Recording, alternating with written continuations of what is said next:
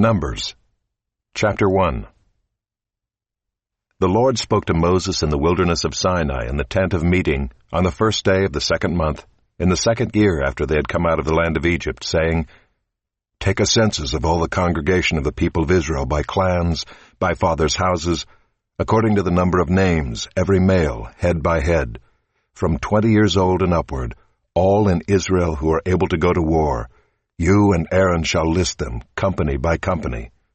And there shall be with you a man from each tribe, each man being the head of the house of his fathers. And these are the names of the men who shall assist you. From Reuben, Elizur the son of Shedeur.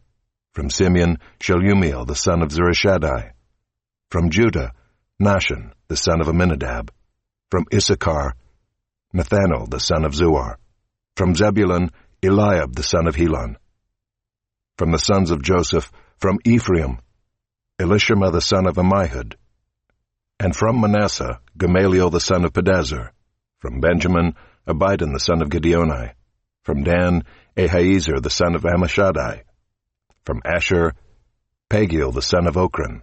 From Gad, Eliasaph the son of Duel. From Naphtali, Ahira the son of Enan. These were the ones chosen from the congregation, the chiefs of their ancestral tribes, the heads of the clans of Israel. Moses and Aaron took these men who had been named, and on the first day of the second month they assembled the whole congregation together, who registered themselves by clans, by fathers' houses, according to the number of names, from 20 years old and upward, head by head, as the Lord commanded Moses. So he listed them in the wilderness of Sinai. The people of Reuben, Israel's firstborn, their generations, by their clans, by their fathers' houses, according to the number of names, head by head, every male from 20 years old and upward, all who were able to go to war. Those listed of the tribe of Reuben were 46,500. Of the people of Simeon, their generations, by their clans, by their fathers' houses, those of them who were listed according to the number of names, head by head, every male from 20 years old and upward, all who were able to go to war. Those listed of the tribe of Simeon were 59,300. Of the people of Gad, their generations, by their clans, by their fathers' houses, according to the number of the names, from 20 years old and upward, all who were able to go to war. Those listed of the tribe of Gad were 45,650. Of the people of Judah, their generations, by their clans, by their fathers' houses, according to the number of names, from 20 years old and upward, every man able to go to war. Those listed of the tribe of Judah were 74,600. Of the people of Issachar, their generations, by their clans, by their fathers' houses, according to the number of names, from 20 years old and upward, every man able to go to war. Those listed of the tribe of Issachar were 54,400. Of the people of Zebulun, their generations, by their clans, by their fathers' houses, according to the number of names, from 20 years old and upward, every man able to go to war. Those listed of the tribe of Zebulun were 57,400. Of the people of Joseph, namely of the people of Ephraim, their generations, by their clans, by their fathers' houses, according to the number of names, from 20 years old and upward, every man able to go to war. Those listed of the tribe of Ephraim were 40,500. Of the people of Manasseh, their generations, by their clans, by their fathers' houses, according to the number of names, from 20 years old and upward, every man able to go to war. Those listed of the tribe of Manasseh were 32,200. Of the people of Benjamin, their generations, by their clans, by their fathers' houses, according to the number of names, from 20 years old and upward, every man able to go to war. Those listed of the tribe of Benjamin were 35,400. Of the people of Dan, their generations, by their clans, by their fathers' houses, according to the number of names, from 20 years old and upward, every man able to go to war. Those listed of the tribe of Dan were 62,700. Of the people of Asher, their generations, by their clans, by their fathers' houses, according to the number of names, from 20 years old and upward, every man able to go to war, those listed of the tribe of Asher were 41,500. Of the people of Naphtali, their generations by their clans, by their fathers' houses, according to the number of names, from 20 years old and upward, every man able to go to war, those listed of the tribe of Naphtali were 53,400. These are those who were listed, whom Moses and Aaron listed with the help of the chiefs of Israel, 12 men, each representing his father's house. So all those listed of the people of Israel by their fathers' houses, from 20 years old and upward, every man able to go to war in Israel, all those listed were 603,550. But the Levites were not listed along with them by their ancestral tribe. For the Lord spoke to Moses, saying, Only the tribe of Levi you shall not list, and you shall not take a census of them among the people of Israel. But appoint the Levites over the tabernacle of the testimony, and over all its furnishings, and over all that belongs to it. They are to carry the tabernacle and all its furnishings, and they shall take care of it, and shall camp around the tabernacle. When the tabernacle is to set out, the Levites shall take it down, and when the tabernacle is to be pitched, the Levites shall set it up. And if any outsider comes near, he shall be put to death. The people of Israel shall pitch their tents by their companies, each man in his own camp, and each man by his own standard. But the Levites shall camp around the tabernacle of the testimony, so that there may be no wrath on the congregation of the people of Israel. And the Levites shall keep guard over the tabernacle of the testimony. Thus did the people of Israel. They did according to all that the Lord commanded Moses.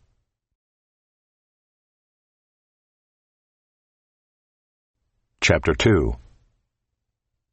The Lord spoke to Moses and Aaron, saying, The people of Israel shall camp each by his own standard, with the banners of their fathers' houses. They shall camp facing the tent of meeting on every side. Those to camp on the east side toward the sunrise shall be of the standard of the camp of Judah by their companies, the chief of the people of Judah being Nahshon the son of Amminadab. His company as listed being 74,600. Those to camp next to him shall be the tribe of Issachar, the chief of the people of Issachar being Nathanael the son of Zuar, his company as listed being 54,400. Then the tribe of Zebulun, the chief of the people of Zebulun, being Eliab the son of Helon, his company as listed being 57,400. All those listed of the camp of Judah by their companies were 186,400. They shall set out first on the march. On the south side shall be the standard of the camp of Reuben by their companies, the chief of the people of Reuben being Elizur the son of Shedeur, his company as listed being 46,500. And those to camp next to him shall be the tribe of Simeon, the chief of the people of Simeon being Shelumiel the son of Zurishaddai, his company as listed being 59,300. Then the tribe of Gad, the chief of the people of Gad being Eliasaph the son of Reuel, his company as listed being 45,650. All those listed of the camp of Reuben by their companies were 151,450. They shall set out second. Then the tent of meeting shall set out, with the camp of the Levites in the midst of the camps. As they camp, so shall they set out, each in position, standard by standard. On the west side shall be the standard of the camp of Ephraim by their companies, the chief of the people of Ephraim being Elishama the son of Ammihud, his company as listed being 40,500. And next to him shall be the tribe of Manasseh, the chief of the people of Manasseh being Gamaliel the son of Pedazur, his company as listed being 32,200. Then the tribe of Benjamin, the chief of the people of Benjamin being Abidan the son of Gideoni, his company as listed being 35,400. All those listed of the camp of Ephraim by their companies were 108,100. They shall set out third on the march. On the north side shall be the standard of the camp of Dan by their companies, the chief of the people of Dan being Ahiezer the son of Ammishaddai, his company as listed being 62,700. And those to camp next to him shall be the tribe of Asher, the chief of the people of Asher being Pagiel the son of Ochran, his company as listed being 41,500. Then the tribe of Naphtali, the chief of the people of Naphtali, being Ahira the son of Enan, his company as listed, being 53,400. All those listed of the camp of Dan were 157,600. They shall set out last, standard by standard. These are the people of Israel as listed by their fathers' houses. All those listed in the camps by their companies were 603,550. But the Levites were not listed among the people of Israel as the Lord commanded Moses. Thus did the people of Israel, according to all that the Lord commanded Moses, so they camped by their standards, and so they set out, each one in his clan, according to his father's house. Chapter 3. These are the generations of Aaron and Moses at the time when the Lord spoke with Moses on Mount Sinai. These are the names of the sons of Aaron: Nadab the firstborn, and Abihu, Eleazar, and Ithamar.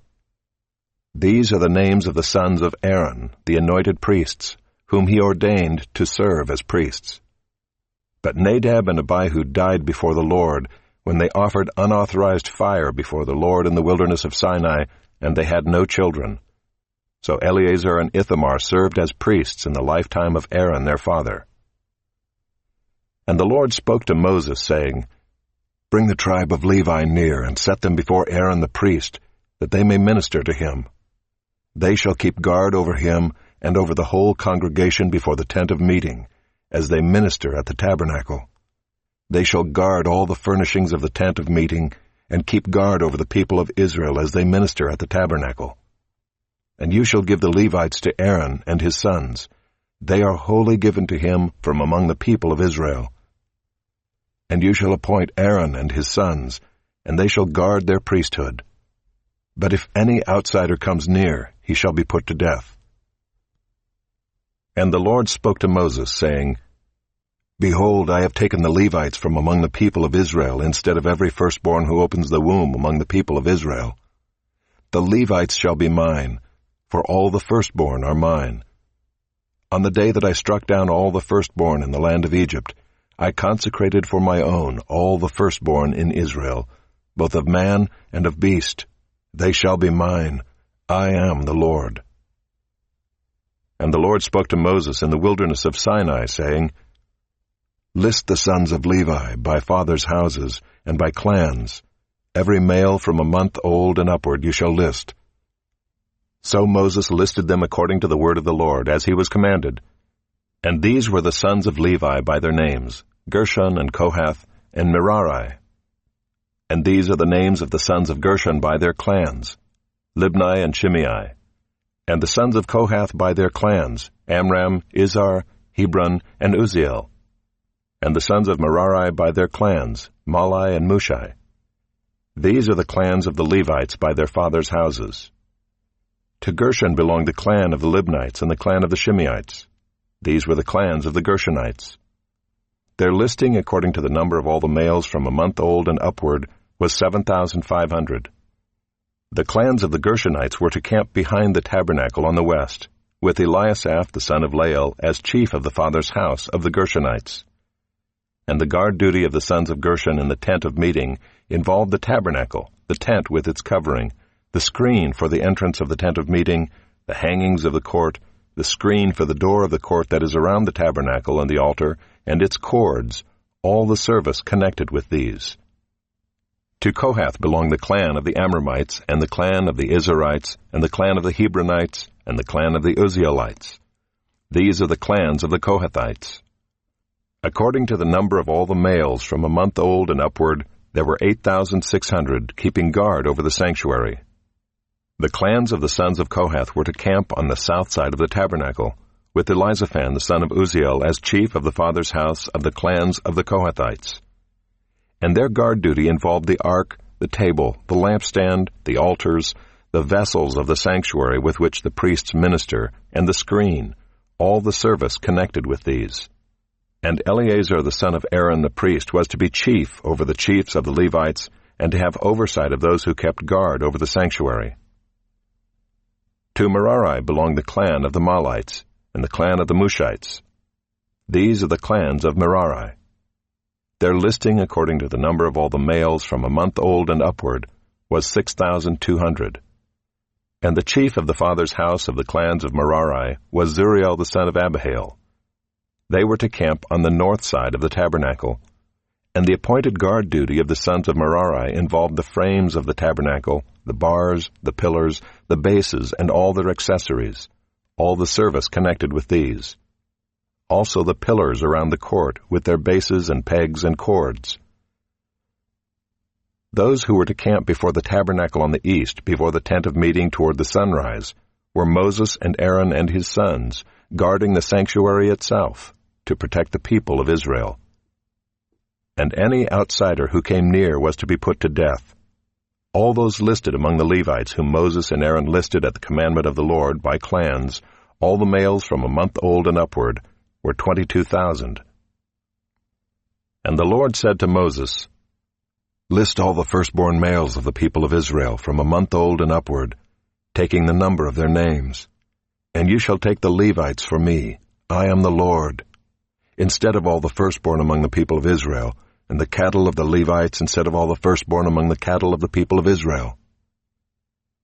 So Moses listed all the firstborn among the people of Israel as the Lord commanded him, and all the firstborn males according to the number of names, from a month old and upward as listed, were 22,273.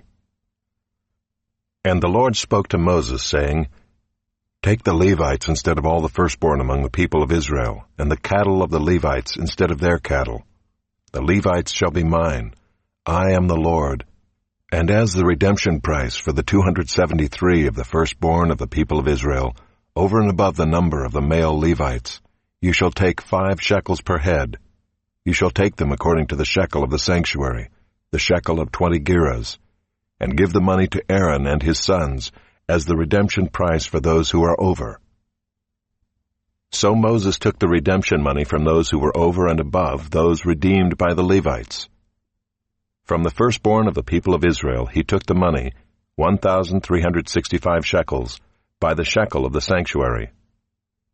And Moses gave the redemption money to Aaron and his sons according to the word of the Lord, as the Lord commanded Moses.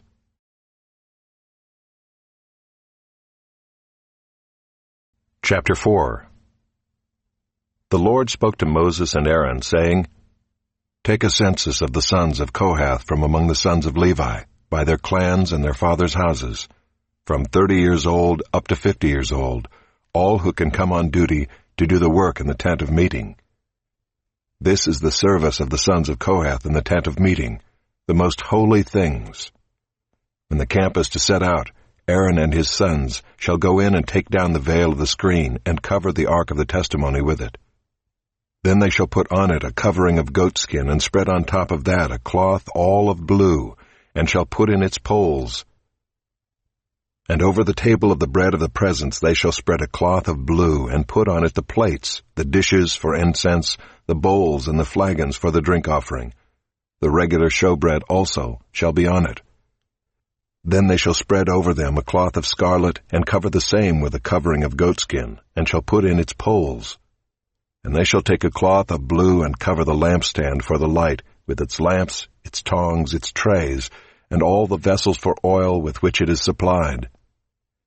And they shall put it with all its utensils in a covering of goatskin, and put it on the carrying frame. And over the golden altar they shall spread a cloth of blue, and cover it with a covering of goatskin, and shall put in its poles. And they shall take all the vessels of the service that are used in the sanctuary, and put them in a cloth of blue, and cover them with a covering of goatskin, and put them on the carrying frame. And they shall take away the ashes from the altar, and spread a purple cloth over it. And they shall put on it all the utensils of the altar which are used for the service there, the fire pans, the forks, the shovels, and the basins, all the utensils of the altar. And they shall spread on it a covering of goatskin, and shall put in its poles. And when Aaron and his sons have finished covering the sanctuary and all the furnishings of the sanctuary as the camp sets out, after that the sons of Kohath shall come to carry these. But they must not touch the holy things, lest they die. These are the things of the tent of meeting, that the sons of Kohath are to carry. And Eleazar the son of Aaron the priest shall have charge of the oil for the light, the fragrant incense, the regular grain offering, and the anointing oil, with the oversight of the whole tabernacle and all that is in it, of the sanctuary and its vessels. The Lord spoke to Moses and Aaron, saying, Let not the tribe of the clans of the Kohathites be destroyed from among the Levites, but deal thus with them, that they may live and not die when they come near to the most holy things. Aaron and his sons shall go in and appoint them each to his task and to his burden. But they shall not go in to look on the holy things even for a moment, lest they die. The Lord spoke to Moses, saying, Take a census of the sons of Gershon also, by their fathers' houses and by their clans.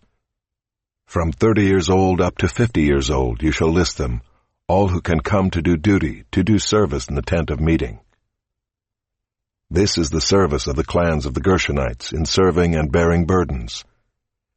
They shall carry the curtains of the tabernacle, and the tent of meeting with its covering, and the covering of goatskin that is on top of it, and the screen for the entrance of the tent of meeting, and the hangings of the court, and the screen for the entrance of the gate of the court that is around the tabernacle and the altar, and their cords, and all the equipment for their service. And they shall do all that needs to be done with regard to them. All the service of the sons of the Gershonites shall be at the command of Aaron and his sons, in all that they are to carry, and in all that they have to do. And you shall assign to their charge all that they are to carry. This is the service of the clans of the sons of the Gershonites in the tent of meeting, and their guard duty is to be under the direction of Ithamar the son of Aaron the priest. As for the sons of Merari, you shall list them by their clans and their fathers' houses. From 30 years old up to 50 years old you shall list them, everyone who can come on duty, to do the service of the tent of meeting. And this is what they are charged to carry, as the whole of their service in the tent of meeting: the frames of the tabernacle, with its bars, pillars, and bases, and the pillars around the court with their bases, pegs, and cords, with all their equipment and all their accessories. And you shall list by name the objects that they are required to carry. This is the service of the clans of the sons of Merari, the whole of their service in the tent of meeting, under the direction of Ithamar the son of Aaron the priest. And Moses and Aaron and the chiefs of the congregation listed the sons of the Kohathites by their clans and their fathers' houses, from 30 years old up to 50 years old, everyone who could come on duty for service in the tent of meeting, and those listed by clans were 2,750. This was the list of the clans of the Kohathites, all who served in the tent of meeting, whom Moses and Aaron listed according to the commandment of the Lord by Moses. Those listed of the sons of Gershon by their clans and their fathers' houses, from 30 years old up to 50 years old, everyone who could come on duty for service in the tent of meeting, those listed by their clans and their fathers' houses, were 2,630. This was the list of the clans of the sons of Gershon, all who served in the tent of meeting, whom Moses and Aaron listed according to the commandment of the Lord. Those listed of the clans of the sons of Merari by their clans and their fathers' houses, from 30 years old up to 50 years old, everyone who could come on duty for service in the tent of meeting, those listed by clans were 3,200. This was the list of the clans of the sons of Merari, whom Moses and Aaron listed according to the commandment of the Lord by Moses. All those who were listed of the Levites, whom Moses and Aaron and the chiefs of Israel listed by their clans and their fathers' houses, from 30 years old up to 50 years old, everyone who could come to do the service of ministry and the service of bearing burdens in the tent of meeting, those listed were 8,580. According to the commandment of the Lord through Moses they were listed, each one with his task of serving or carrying. Thus they were listed by him as the Lord commanded Moses.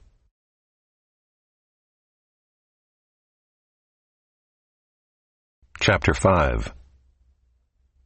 The Lord spoke to Moses, saying, Command the people of Israel that they put out of the camp everyone who is leprous, or has a discharge, and everyone who is unclean through contact with the dead.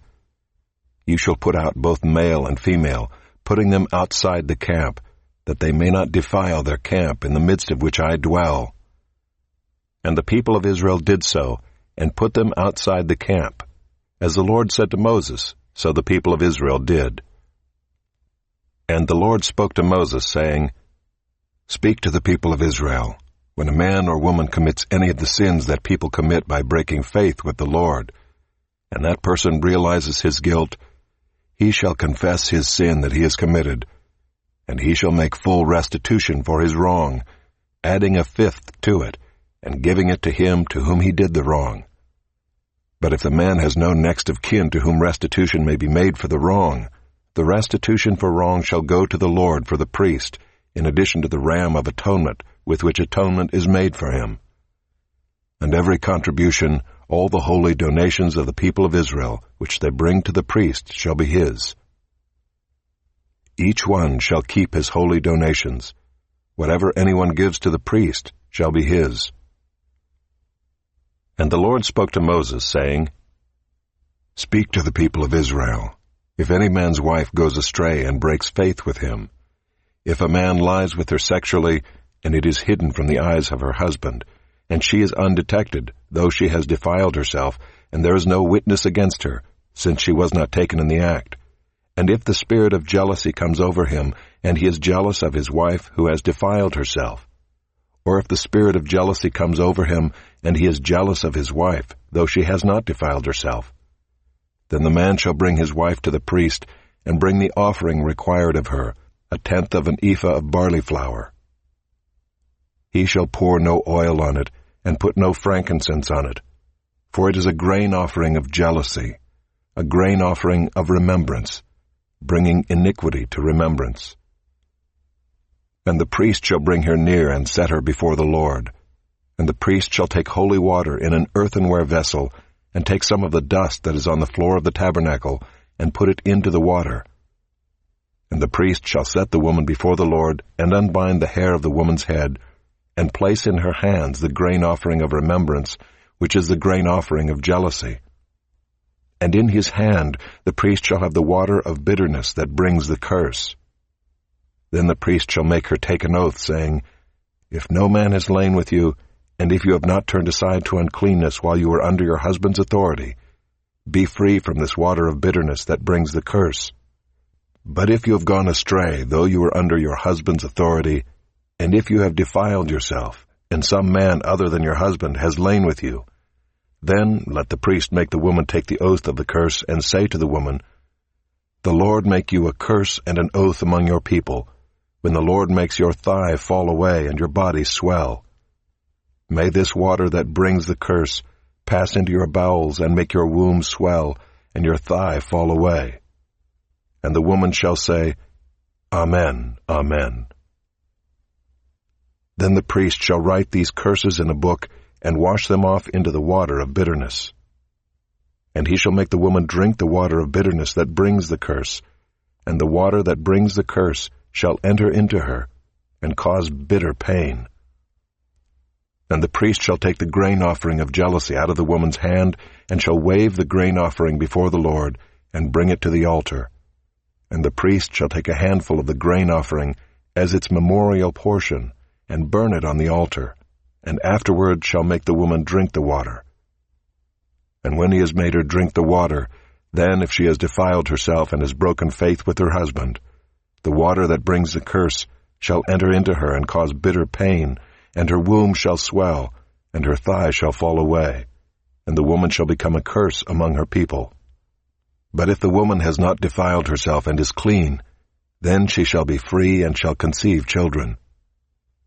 This is the law in cases of jealousy, when a wife, though under her husband's authority, goes astray and defiles herself, or when the spirit of jealousy comes over a man, and he is jealous of his wife. Then he shall set the woman before the Lord, and the priest shall carry out for her all this law.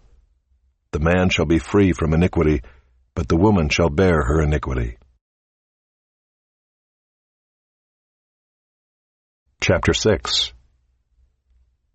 And the Lord spoke to Moses, saying, Speak to the people of Israel, and say to them, When either a man or a woman makes a special vow, the vow of a Nazirite, to separate himself to the Lord, he shall separate himself from wine and strong drink. He shall drink no vinegar made from wine or strong drink, and shall not drink any juice of grapes, or eat grapes, fresh or dried. All the days of his separation he shall eat nothing that is produced by the grapevine, not even the seeds or the skins. All the days of his vow of separation no razor shall touch his head. Until the time is completed for which he separates himself to the Lord, he shall be holy. He shall let the locks of hair of his head grow long. All the days that he separates himself to the Lord, he shall not go near a dead body, not even for his father or for his mother, for brother or sister, if they die, shall he make himself unclean, because his separation to God is on his head. All the days of his separation he is holy to the Lord. And if any man dies very suddenly beside him, and he defiles his consecrated head, then he shall shave his head on the day of his cleansing. On the 7th day he shall shave it. On the 8th day he shall bring 2 turtle doves or 2 pigeons to the priest, to the entrance of the tent of meeting, and the priest shall offer one for a sin offering, and the other for a burnt offering, and make atonement for him, because he sinned by reason of the dead body. And he shall consecrate his head that same day, and separate himself to the Lord for the days of his separation, and bring a male lamb a year old for a guilt offering. But the previous period shall be void, because his separation was defiled. And this is the law for the Nazirite, when the time of his separation has been completed. He shall be brought to the entrance of the tent of meeting, and he shall bring his gift to the Lord, 1 male lamb a year old without blemish for a burnt offering, and 1 ewe lamb a year old without blemish as a sin offering, and 1 ram without blemish as a peace offering, and a basket of unleavened bread, loaves of fine flour mixed with oil, and unleavened wafers smeared with oil, and their grain offering and their drink offerings. And the priest shall bring them before the Lord and offer his sin offering and his burnt offering, and he shall offer the ram as a sacrifice of peace offering to the Lord, with the basket of unleavened bread. The priest shall offer also its grain offering and its drink offering.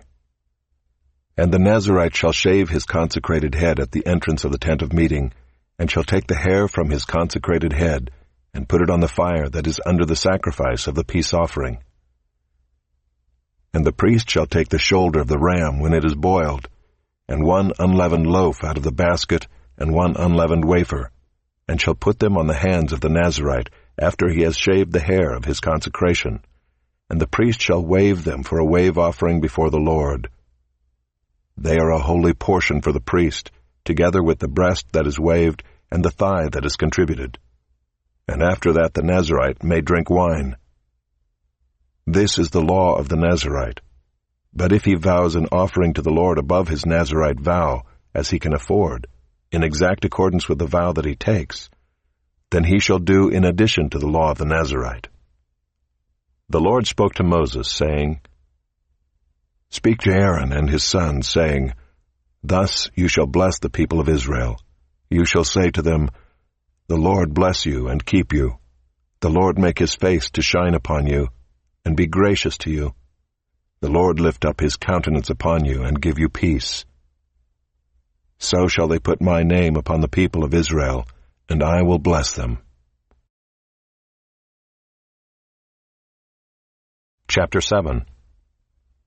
On the day when Moses had finished setting up the tabernacle, and had anointed and consecrated it with all its furnishings, and had anointed and consecrated the altar with all its utensils, the chiefs of Israel, heads of their fathers' houses, who were the chiefs of the tribes, who were over those who were listed, approached and brought their offerings before the Lord, 6 wagons and 12 oxen, a wagon for every 2 of the chiefs, and for each one an ox. They brought them before the tabernacle. Then the Lord said to Moses, Accept these from them, that they may be used in the service of the tent of meeting, and give them to the Levites, to each man according to his service. So Moses took the wagons and the oxen, and gave them to the Levites. 2 wagons and 4 oxen he gave to the sons of Gershon, according to their service. And 4 wagons and 8 oxen he gave to the sons of Merari, according to their service, under the direction of Ithamar the son of Aaron the priest. But to the sons of Kohath he gave none, because they were charged with the service of the holy things that had to be carried on the shoulder.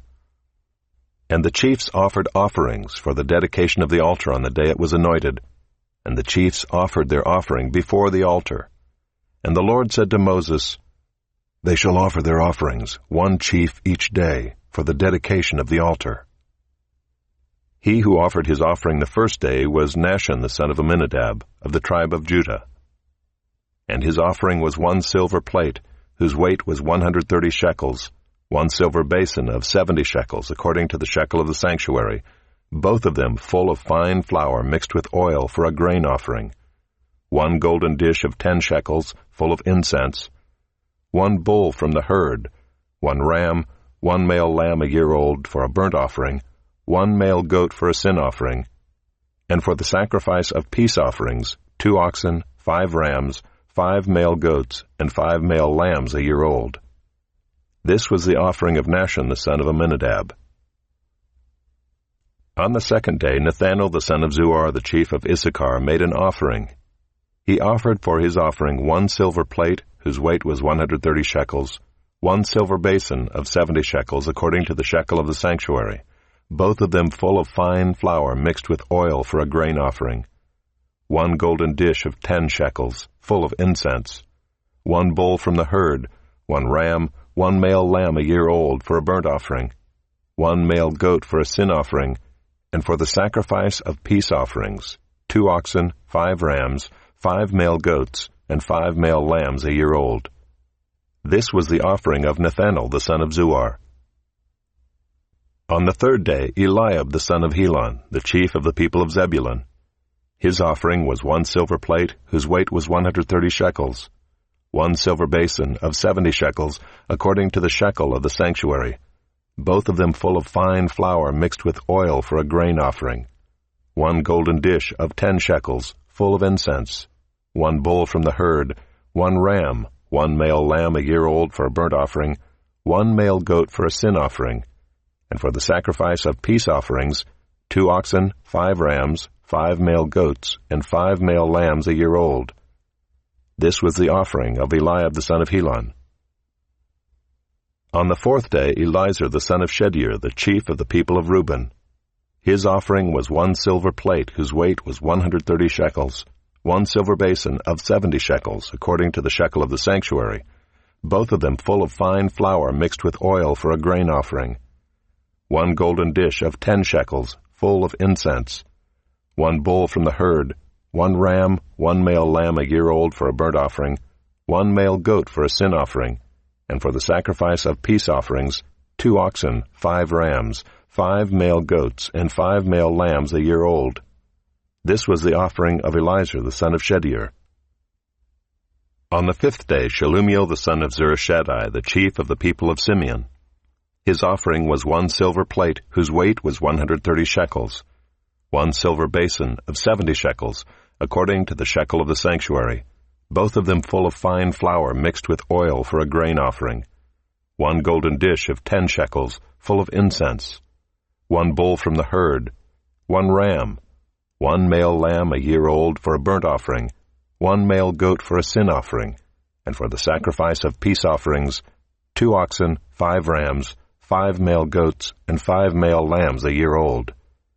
This was the offering of Shelumiel the son of Zurishaddai. On the sixth day, Eliasaph the son of Deuel, the chief of the people of Gad.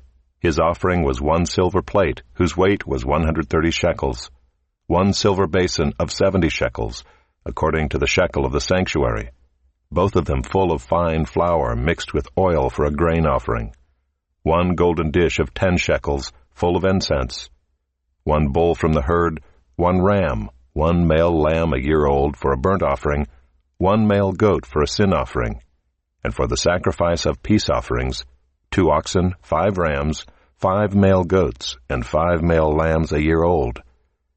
This was the offering of Eliasaph the son of Deuel.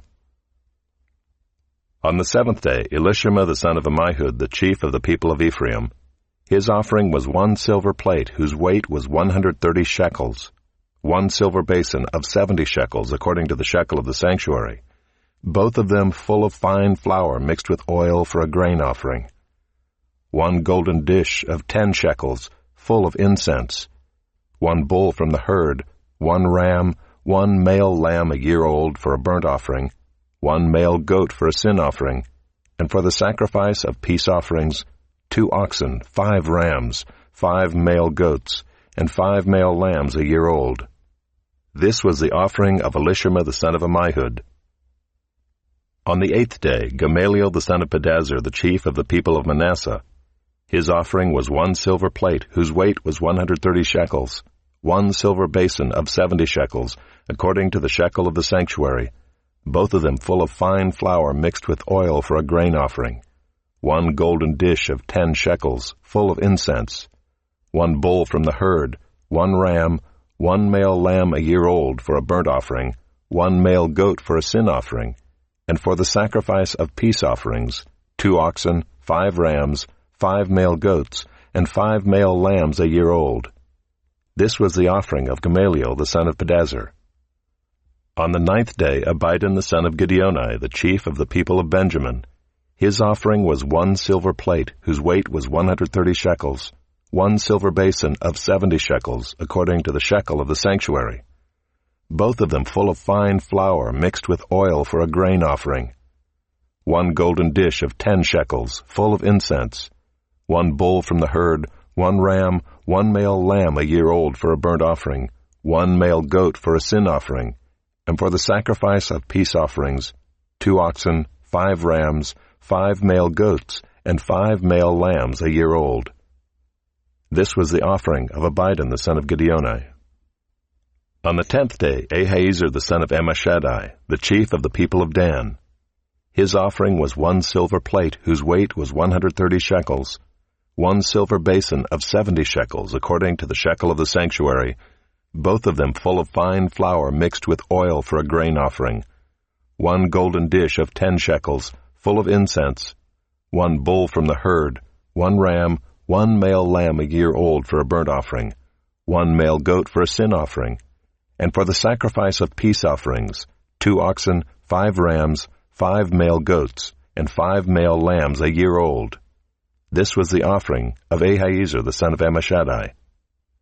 On the 11th day, Pagiel the son of Ochran, the chief of the people of Asher, his offering was 1 silver plate, whose weight was 130 shekels, 1 silver basin of 70 shekels, according to the shekel of the sanctuary, both of them full of fine flour mixed with oil for a grain offering, 1 golden dish of 10 shekels, full of incense, 1 bull from the herd, 1 ram, 1 male lamb a year old for a burnt offering, 1 male goat for a sin offering, and for the sacrifice of peace offerings, 2 oxen, 5 rams, 5 male goats, and 5 male lambs a year old.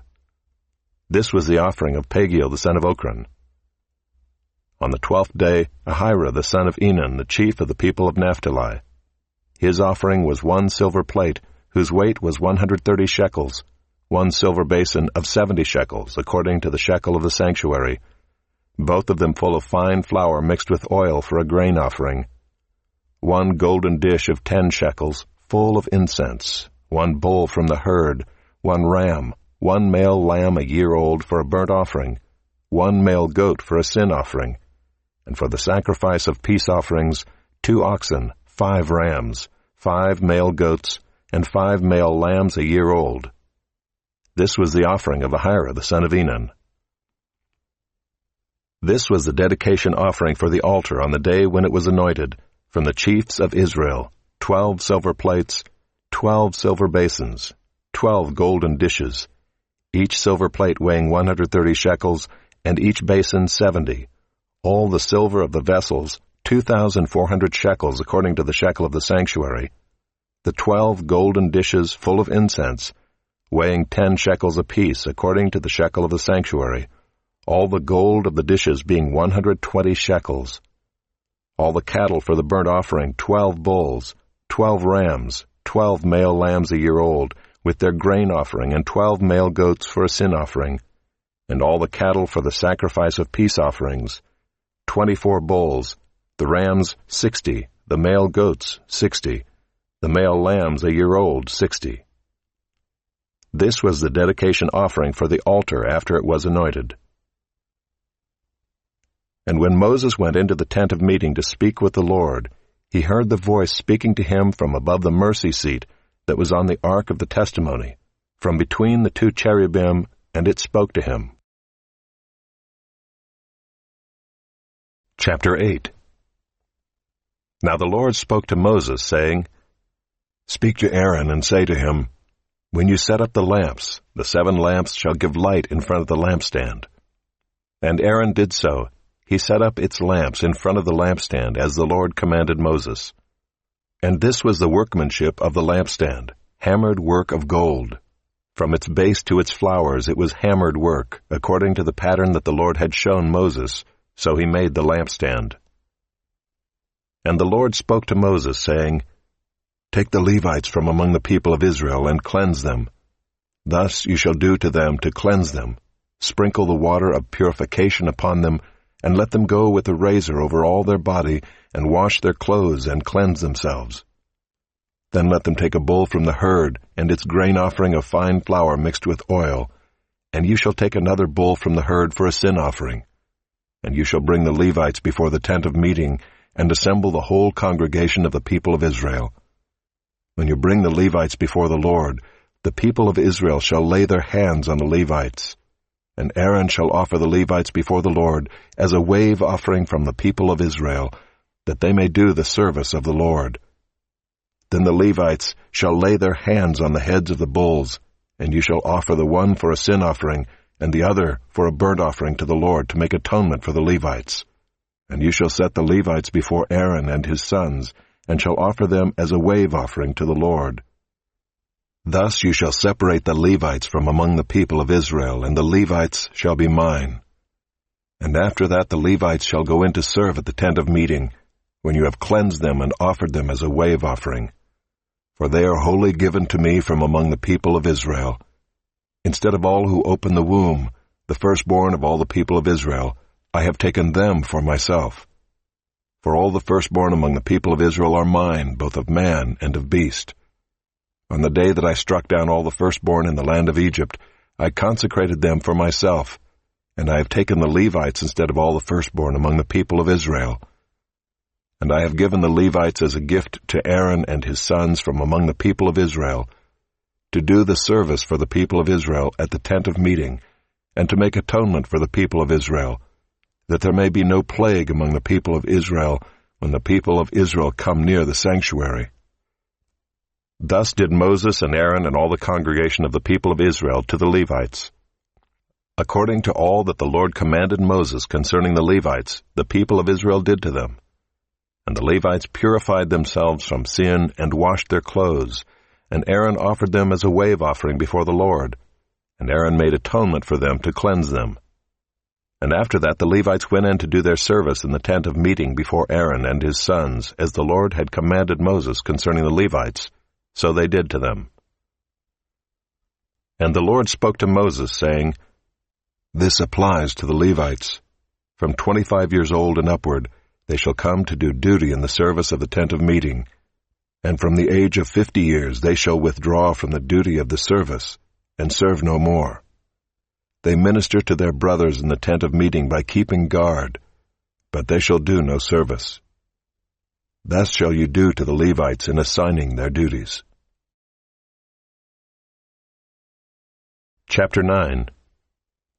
And the Lord spoke to Moses in the wilderness of Sinai in the 1st month of the 2nd year after they had come out of the land of Egypt, saying, Let the people of Israel keep the Passover at its appointed time. On the 14th day of this month, at twilight, you shall keep it at its appointed time. According to all its statutes and all its rules you shall keep it. So Moses told the people of Israel that they should keep the Passover. And they kept the Passover in the 1st month, on the 14th day of the month, at twilight, in the wilderness of Sinai, according to all that the Lord commanded Moses. So the people of Israel did. And there were certain men who were unclean through touching a dead body, so that they could not keep the Passover on that day. And they came before Moses and Aaron on that day. And those men said to him, We are unclean through touching a dead body. Why are we kept from bringing the Lord's offering at its appointed time among the people of Israel? And Moses said to them, Wait that I may hear what the Lord will command concerning you. The Lord spoke to Moses, saying, "Speak to the people of Israel, saying, If any one of you or of your descendants is unclean through touching a dead body or is on a long journey, he shall still keep the Passover to the Lord. In the 2nd month of the 14th day at twilight they shall keep it. They shall eat it with unleavened bread and bitter herbs. They shall leave none of it until the morning, nor break any of its bones. According to all the statute for the Passover they shall keep it.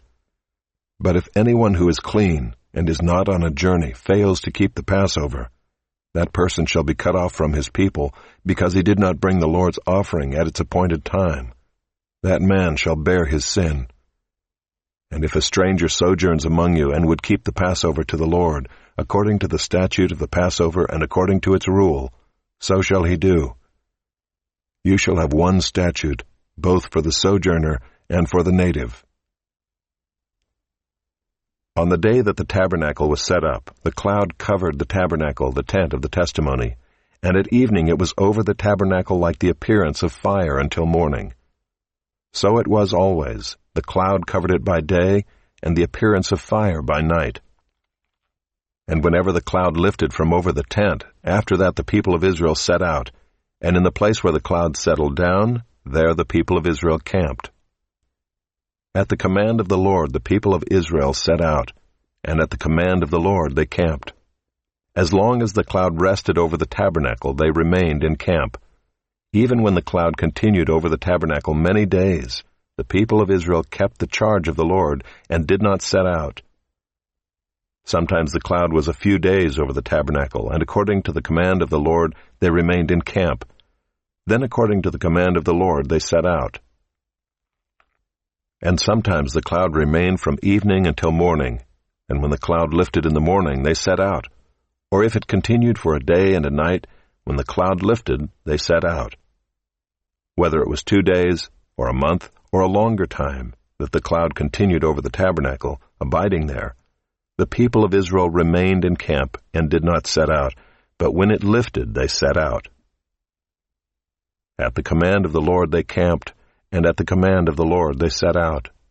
They kept the charge of the Lord, at the command of the Lord by Moses. Chapter 10. The Lord spoke to Moses, saying, "Make 2 silver trumpets. Of hammered work you shall make them, and you shall use them for summoning the congregation and for breaking camp. And when both are blown, all the congregation shall gather themselves to you at the entrance of the tent of meeting. But if they blow only one, then the chiefs, the heads of the tribes of Israel, shall gather themselves to you. When you blow an alarm, the camps that are on the east side shall set out. And when you blow an alarm the 2nd time, the camps that are on the south side shall set out. An alarm is to be blown whenever they are to set out. But when the assembly is to be gathered together, you shall blow a long blast, but you shall not sound an alarm. And the sons of Aaron, the priests, shall blow the trumpets. The trumpets shall be to you for a perpetual statute throughout your generations. And when you go to war in your land against the adversary who oppresses you, then you shall sound an alarm with the trumpets, that you may be remembered before the Lord your God, and you shall be saved from your enemies. On the day of your gladness also, and at your appointed feasts, and at the beginnings of your months, you shall blow the trumpets over your burnt offerings and over the sacrifices of your peace offerings. They shall be a reminder of you before your God. I am the Lord your God. In the 2nd year, in the 2nd month, on the 20th day of the month, the cloud lifted from over the tabernacle of the testimony, and the people of Israel set out by stages from the wilderness of Sinai. And the cloud settled down in the wilderness of Paran. They set out for the first time at the command of the Lord by Moses. The standard of the camp of the people of Judah set out first by their companies, and over their company was Nahshon the son of Amminadab.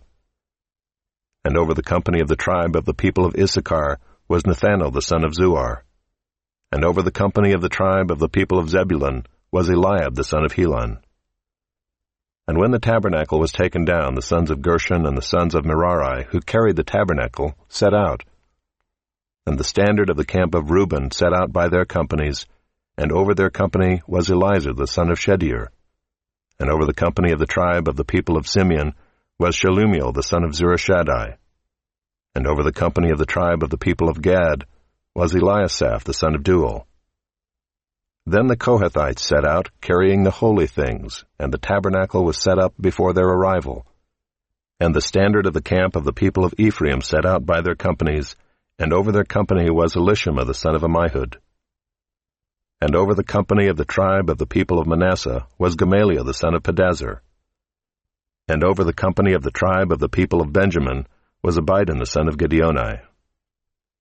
Then the standard of the camp of the people of Dan, acting as the rear guard of all the camps, set out by their companies, and over their company was Ahiezer the son of Ammishaddai. And over the company of the tribe of the people was Asher, was Pagiel the son of Ochran. And over the company of the tribe of the people of Naphtali was Ahira the son of Enan. This was the order of march of the people of Israel by their companies when they set out. And Moses said to Hobab the son of Reuel the Midianite, Moses' father-in-law, "We are setting out for the place of which the Lord said, 'I will give it to you.' Come with us, and we will do good to you, for the Lord has promised good to Israel." But he said to him, "I will not go. I will depart to my own land and to my kindred." And he said, "Please do not leave us, for you know where we should camp in the wilderness, and you will serve as eyes for us. And if you do go with us, whatever good the Lord will do to us, the same will we do to you." So they set out from the mount of the Lord 3 days' journey, and the ark of the covenant of the Lord went before them 3 days' journey, to seek out a resting place for them. And the cloud of the Lord was over them by day, whenever they set out from the camp. And whenever the ark set out, Moses said, "Arise, O Lord, and let your enemies be scattered, and let those who hate you flee before you." And when it rested, he said, "Return, O Lord, to the 10,000 thousands of Israel."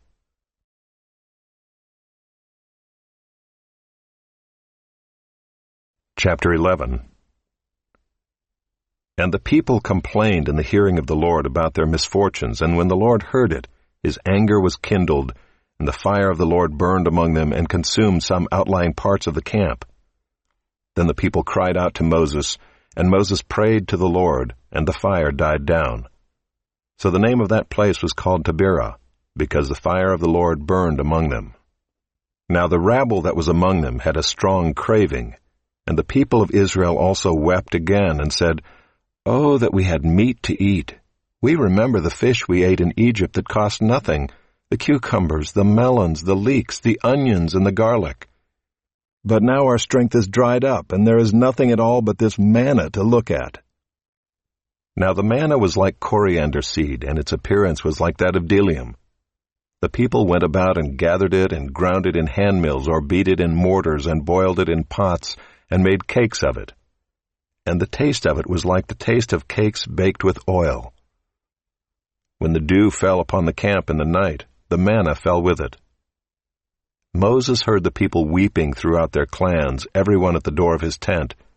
And the anger of the Lord blazed hotly, and Moses was displeased. Moses said to the Lord, "Why have you dealt ill with your servant, and why have I not found favor in your sight, that you lay the burden of all this people on me? Did I conceive all this people? Did I give them birth, that you should say to me, 'Carry them in your bosom as a nurse carries a nursing child, to the land that you swore to give to their fathers?' Where am I to get meat to give to all this people? For they weep before me and say, 'Give us meat, that we may eat.' I am not able to carry all this people alone. The burden is too heavy for me. If you will treat me like this, kill me at once, if I find favor in your sight, that I may not see my wretchedness." Then the Lord said to Moses, "Gather for me 70 men of the elders of Israel, whom you know to be the elders of the people and officers over them, and bring them to the tent of meeting, and let them take their stand there with you, and I will come down and talk with you there. And I will take some of the Spirit that is on you and put it on them, and they shall bear the burden of the people with you, so that you may not bear it yourself alone. And say to the people, 'Consecrate yourselves for tomorrow, and you shall eat meat, for you have wept in the hearing of the Lord, saying, Who will give us meat to eat? For it was better for us in Egypt.' Therefore the Lord will give you meat, and you shall eat. You shall not eat just 1 day, or 2 days, or 5 days, or 10 days, or 20 days, but a whole month, until it comes out at your nostrils and becomes loathsome to you, because you have rejected the Lord who is among you, and have wept before him, saying, Why did we come out of Egypt? But Moses said, The people among whom I am number 600,000 on foot, and you have said, I will give them meat, that they may eat a whole month. Shall flocks and herds be slaughtered for them and be enough for them? Or shall all the fish of the sea be gathered together for them and be enough for them? And the Lord said to Moses, Is the Lord's hand shortened? Now you shall see whether my word will come true for you or not. So Moses went out and told the people the words of the Lord, and he gathered 70 men of the elders of the people and placed them around the tent. Then the Lord came down in the cloud and spoke to him, and took some of the Spirit that was on him, and put it on the 70 elders. And as soon as the Spirit rested on them, they prophesied, but they did not continue doing it. Now 2 men remained in the camp, one named Eldad, and the other named Medad, and the Spirit rested on them. They were among those registered, but they had not gone out to the tent, and so they prophesied in the camp. And a young man ran and told Moses, Eldad and Medad are prophesying in the camp. And Joshua the son of Nun, the assistant of Moses from his youth, said, My lord Moses, stop them. But Moses said to him, Are you jealous for my sake? Would that all the Lord's people were prophets, that the Lord would put his Spirit on them. And Moses and the elders of Israel returned to the camp. Then a wind from the Lord sprang up, and it brought quail from the sea, and let them fall beside the camp, about a day's journey on this side, and a day's journey on the other side, around the camp, and about 2 cubits above the ground. And the people rose all that day and all night and all the next day, and gathered the quail. Those who gathered least gathered 10 homers. And they spread them out for themselves all around the camp. While the meat was yet between their teeth, before it was consumed, the anger of the Lord was kindled against the people, and the Lord struck down the people with a very great plague. Therefore the name of that place was called Kibroth-Hattaavah, because there they buried the people who had the craving. From Kibroth-Hattaavah the people journeyed to Hazeroth, and they remained at Hazeroth.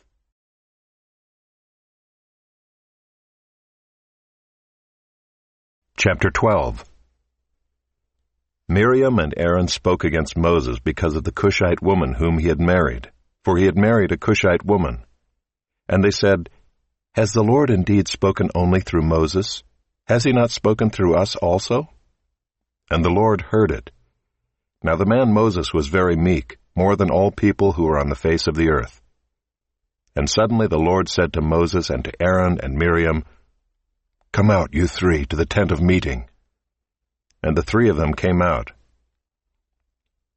And the Lord came down in a pillar of cloud, and stood at the entrance of the tent, and called Aaron and Miriam, and they both came forward. And he said, Hear my words. If there is a prophet among you, I, the Lord, make myself known to him in a vision. I speak with him in a dream. Not so with my servant Moses. He is faithful in all my house. With him I speak mouth to mouth, clearly and not in riddles. And he beholds the form of the Lord. Why then were you not afraid to speak against my servant Moses? And the anger of the Lord was kindled against them, and he departed. When the cloud removed from over the tent, behold, Miriam was leprous, like snow. And Aaron turned toward Miriam, and behold, she was leprous. And Aaron said to Moses, O my Lord, do not punish us, because we have done foolishly and have sinned. Let her not be as one dead, whose flesh is half eaten away when he comes out of his mother's womb. And Moses cried to the Lord, O God, please heal her, please. But the Lord said to Moses, If her father had but spit in her face, should she not be shamed 7 days? Let her be shut outside the camp 7 days, and after that she may be brought in again. So Miriam was shut outside the camp 7 days, and the people did not set out on the march till Miriam was brought in again.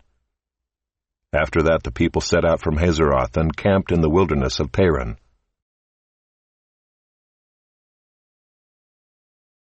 Chapter 13. The Lord spoke to Moses, saying, Send men to spy out the land of Canaan, which I am giving to the people of Israel. From each tribe of their fathers you shall send a man, every one a chief among them. So Moses sent them from the wilderness of Paran according to the command of the Lord, all of them men who were heads of the people of Israel.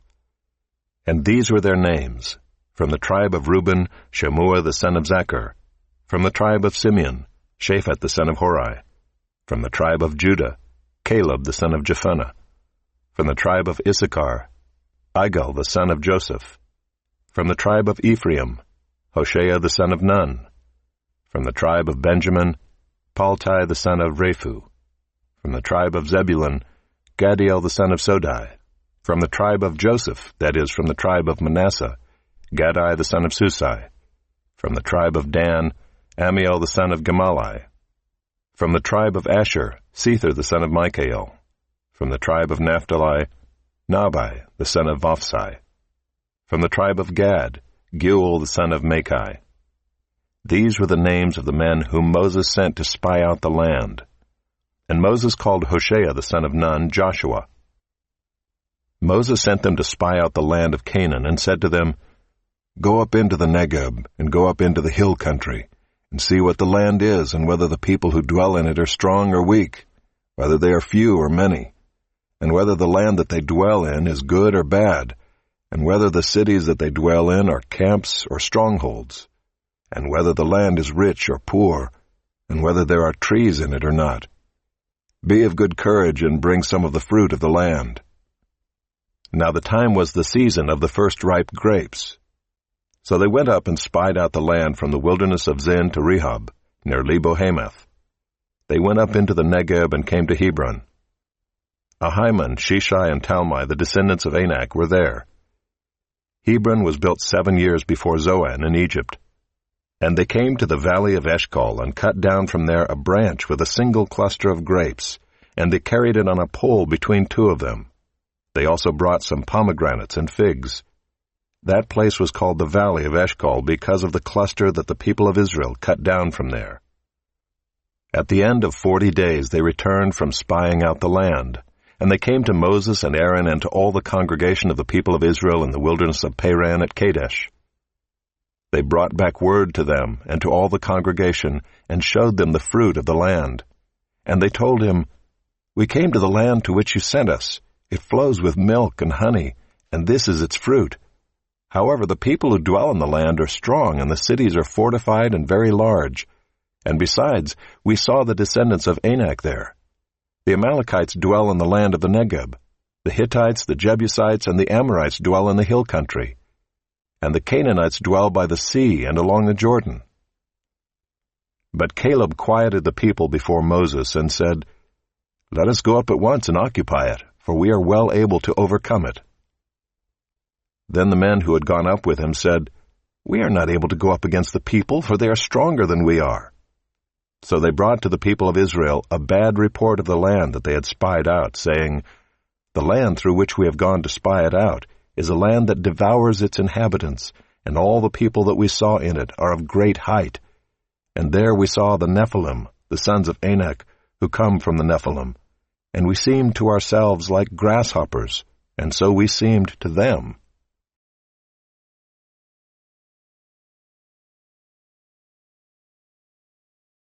Chapter 14. Then all the congregation raised a loud cry, and the people wept that night. And all the people of Israel grumbled against Moses and Aaron. The whole congregation said to them, Would that we had died in the land of Egypt, or would that we had died in this wilderness. Why is the Lord bringing us into this land to fall by the sword? Our wives and our little ones will become a prey. Would it not be better for us to go back to Egypt? And they said to one another, Let us choose a leader and go back to Egypt. Then Moses and Aaron fell on their faces before all the assembly of the congregation of the people of Israel. And Joshua the son of Nun and Caleb the son of Jephunneh, who were among those who had spied out the land, tore their clothes, and said to all the congregation of the people of Israel, The land which we passed through to spy it out is an exceedingly good land. If the Lord delights in us, He will bring us into this land and give it to us, a land that flows with milk and honey. Only do not rebel against the Lord, and do not fear the people of the land, for they are bread for us. Their protection is removed from them, and the Lord is with us. Do not fear them." Then all the congregation said to stone them with stones.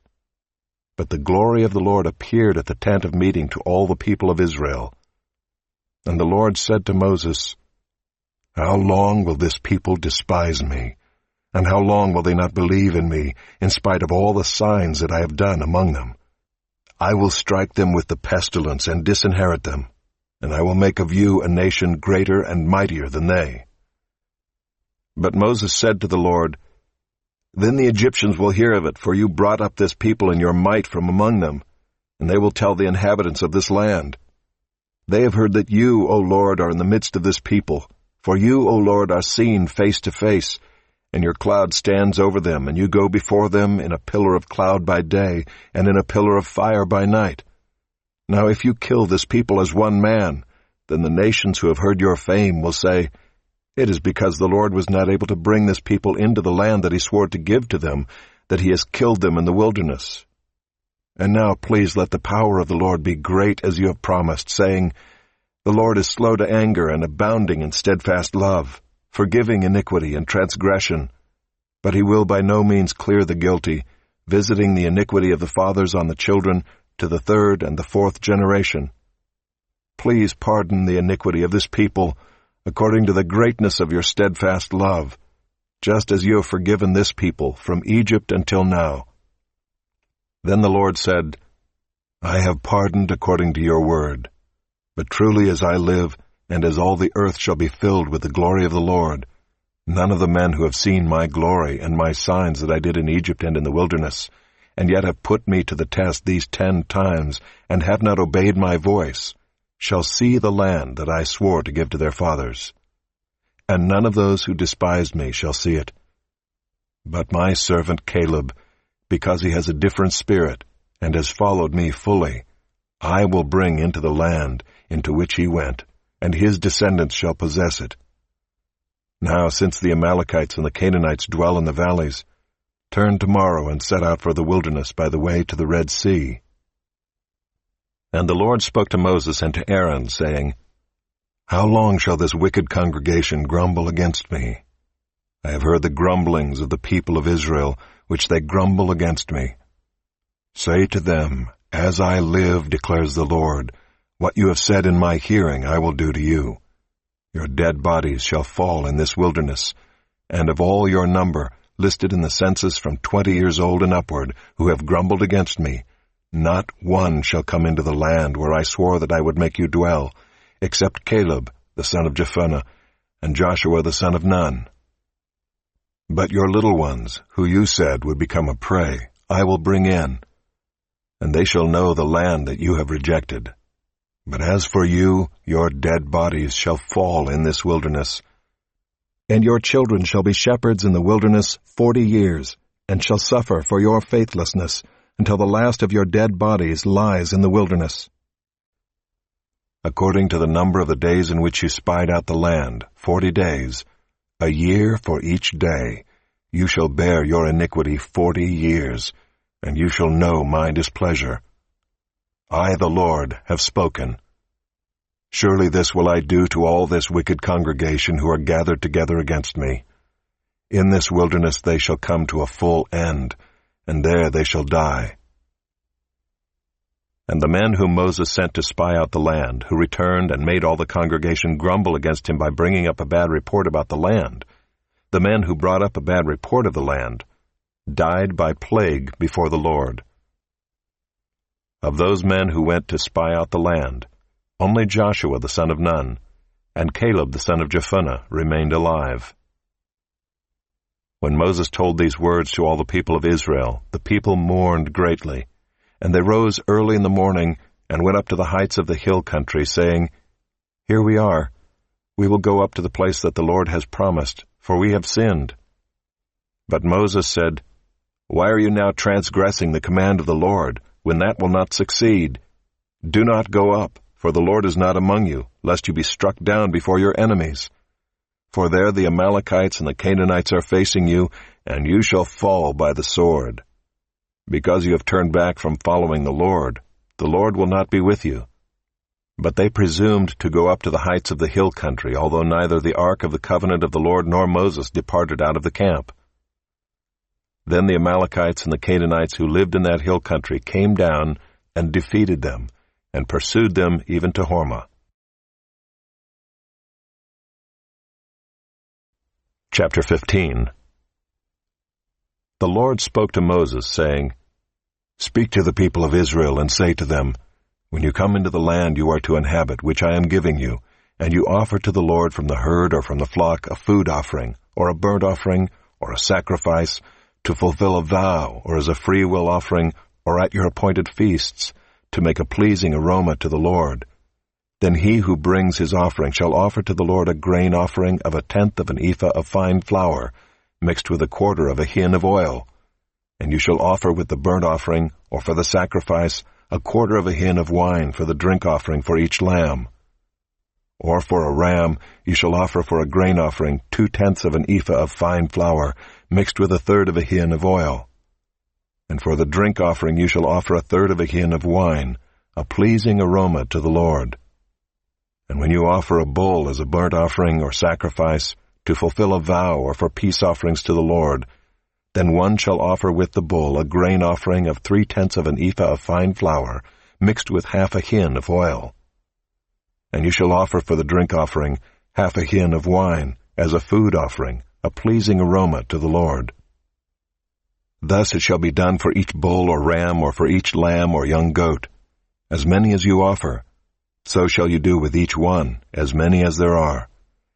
Every native Israelite shall do these things in this way, in offering a food offering with a pleasing aroma to the Lord. If a stranger is sojourning with you, or if anyone is living permanently among you, and he wishes to offer a food offering with a pleasing aroma to the Lord, he shall do as you do. For the assembly there shall be one statute for you, and for the stranger who sojourns with you, a statute forever throughout your generations. You and the sojourner shall be alike before the Lord. One law and one rule shall be for you and for the stranger who sojourns with you. The Lord spoke to Moses, saying, Speak to the people of Israel, and say to them, When you come into the land to which I bring you, and when you eat of the bread of the land, you shall present a contribution to the Lord. Of the first of your dough you shall present a loaf as a contribution. Like a contribution from the threshing floor, so shall you present it. Some of the first of your dough you shall give to the Lord as a contribution throughout your generations.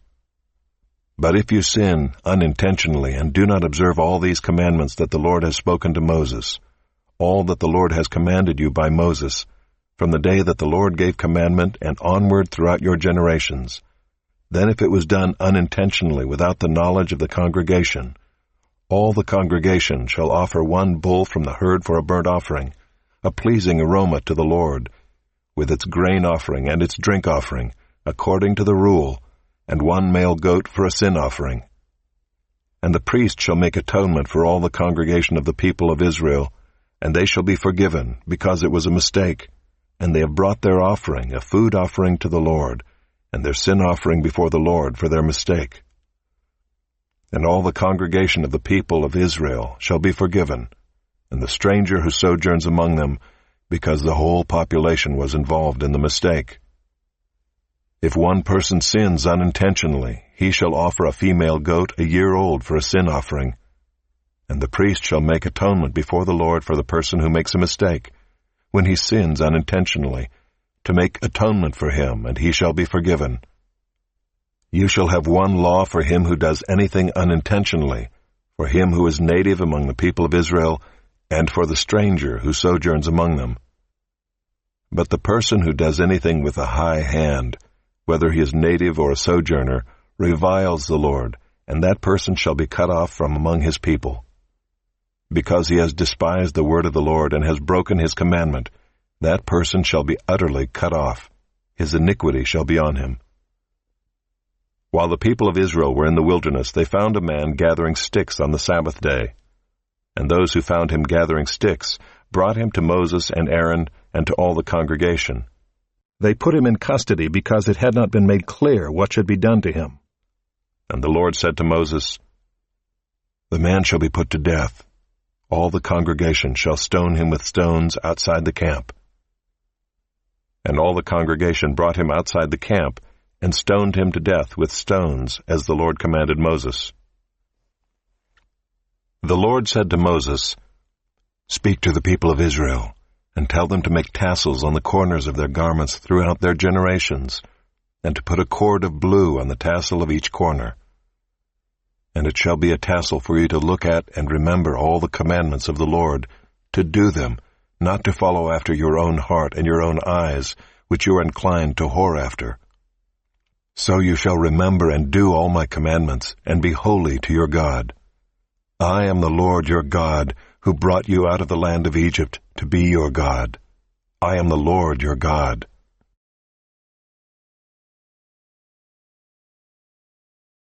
Chapter 16. Now Korah the son of Izhar, son of Kohath, son of Levi, and Dathan and Abiram the sons of Eliab, and On the son of Peleth, sons of Reuben, took men, and they rose up before Moses with a number of the people of Israel, 250 chiefs of the congregation, chosen from the assembly, well-known men. They assembled themselves together against Moses and against Aaron, and said to them, "You have gone too far. For all in the congregation are holy, every one of them, and the Lord is among them. Why then do you exalt yourselves above the assembly of the Lord?" When Moses heard it, he fell on his face, and he said to Korah and all his company, "In the morning the Lord will show who is his and who is holy, and will bring him near to him. The one whom he chooses, he will bring near to him. Do this: take censers, Korah and all his company, put fire in them and put incense on them before the Lord tomorrow. The man whom the Lord chooses shall be the Holy One. You have gone too far, sons of Levi." And Moses said to Korah, "Hear now, you sons of Levi. Is it too small a thing for you that the God of Israel has separated you from the congregation of Israel, to bring you near to himself, to do service in the tabernacle of the Lord, and to stand before the congregation to minister to them, and that he has brought you near him, and all your brothers the sons of Levi with you? And would you seek the priesthood also? Therefore it is against the Lord that you and all your company have gathered together. What is Aaron that you grumble against him?" And Moses sent to call Dathan and Abiram the sons of Eliab, and they said, "We will not come up. Is it a small thing that you have brought us up out of a land flowing with milk and honey to kill us in the wilderness, that you must also make yourself a prince over us? Moreover, you have not brought us into a land flowing with milk and honey, nor given us inheritance of fields and vineyards. Will you put out the eyes of these men? We will not come up." And Moses was very angry and said to the Lord, "Do not respect their offering. I have not taken one donkey from them, and I have not harmed one of them." And Moses said to Korah, "Be present, you and all your company, before the Lord, you and they, and Aaron, tomorrow. And let every one of you take his censer and put incense on it, and every one of you bring before the Lord his censer, 250 censers, you also and Aaron, each his censer." So every man took his censer and put fire in them and laid incense on them, and stood at the entrance of the tent of meeting with Moses and Aaron. Then Korah assembled all the congregation against them at the entrance of the tent of meeting, and the glory of the Lord appeared to all the congregation. And the Lord spoke to Moses and to Aaron, saying, "Separate yourselves from among this congregation, that I may consume them in a moment." And they fell on their faces and said, "O God, the God of the spirits of all flesh, shall one man sin, and will you be angry with all the congregation?" And the Lord spoke to Moses, saying, "Say to the congregation, get away from the dwelling of Korah, Dathan, and Abiram." Then Moses rose and went to Dathan and Abiram, and the elders of Israel followed him. And he spoke to the congregation, saying, "Depart, please, from the tents of these wicked men, and touch nothing of theirs, lest you be swept away with all their sins." So they got away from the dwelling of Korah, Dathan, and Abiram. And Dathan and Abiram came out and stood at the door of their tents, together with their wives, their sons, and their little ones. And Moses said, Hereby you shall know that the Lord has sent me to do all these works, and that it has not been of my own accord. If these men die as all men die, or if they are visited by the fate of all mankind, then the Lord has not sent me. But if the Lord creates something new, and the ground opens its mouth and swallows them up with all that belongs to them, and they go down alive into Sheol, then you shall know that these men have despised the Lord. And as soon as he had finished speaking all these words, the ground under them split apart, and the earth opened its mouth and swallowed them up, with their households and all the people who belonged to Korah and all their goods. So they and all that belonged to them went down alive into Sheol, and the earth closed over them, and they perished from the midst of the assembly. And all Israel who were around them fled at their cry, for they said, Lest the earth swallow us up. And fire came out from the Lord and consumed the 250 men offering the incense. Then the Lord spoke to Moses, saying, Tell Eleazar the son of Aaron the priest to take up the censers out of the blaze. Then scatter the fire far and wide, for they have become holy. As for the censers of these men who have sinned at the cost of their lives, let them be made into hammered plates as a covering for the altar, for they offered them before the Lord, and they became holy. Thus they shall be assigned to the people of Israel. So Eleazar the priest took the bronze censers which those who were burned had offered, and they were hammered out as a covering for the altar, to be a reminder to the people of Israel, so that no outsider who is not of the descendants of Aaron should draw near to burn incense before the Lord, lest he become like Korah and his company, as the Lord said to him through Moses. But on the next day all the congregation of the people of Israel grumbled against Moses and against Aaron, saying, You have killed the people of the Lord. And when the congregation had assembled against Moses and against Aaron, they turned toward the tent of meeting. And behold, the cloud covered it, and the glory of the Lord appeared. And Moses and Aaron came to the front of the tent of meeting, and the Lord spoke to Moses, saying, Get away from the midst of this congregation, that I may consume them in a moment. And they fell on their faces. And Moses said to Aaron, Take your censer and put fire on it from off the altar, and lay incense on it, and carry it quickly to the congregation, and make atonement for them. For wrath has gone out from the Lord, the plague has begun. So Aaron took it as Moses said, and ran into the midst of the assembly. And behold, the plague had already begun among the people. And he put on the incense, and made atonement for the people. And he stood between the dead and the living, and the plague was stopped. Now those who died in the plague were 14,700, besides those who died in the affair of Korah. And Aaron returned to Moses at the entrance of the tent of meeting when the plague was stopped. Chapter 17. The Lord spoke to Moses, saying, Speak to the people of Israel, and get from them staffs, one for each father's house, from all their chiefs according to their fathers' houses, 12 staffs. Write each man's name on his staff, and write Aaron's name on the staff of Levi. For there shall be one staff for the head of each father's house. Then you shall deposit them in the tent of meeting before the testimony, where I meet with you. And the staff of the man whom I choose shall sprout. Thus I will make to cease from me the grumblings of the people of Israel, which they grumble against you. Moses spoke to the people of Israel, and all their chiefs gave him staffs, one for each chief, according to their fathers' houses, 12 staffs. And the staff of Aaron was among their staffs. And Moses deposited the staffs before the Lord in the tent of the testimony. On the next day Moses went into the tent of the testimony, and behold, the staff of Aaron for the house of Levi had sprouted and put forth buds and produced blossoms, and it bore ripe almonds. Then Moses brought out all the staffs from before the Lord to all the people of Israel. And they looked, and each man took his staff. And the Lord said to Moses, Put back the staff of Aaron before the testimony, to be kept as a sign for the rebels, that you may make an end of their grumblings against me, lest they die. Thus did Moses, as the Lord commanded him, so he did.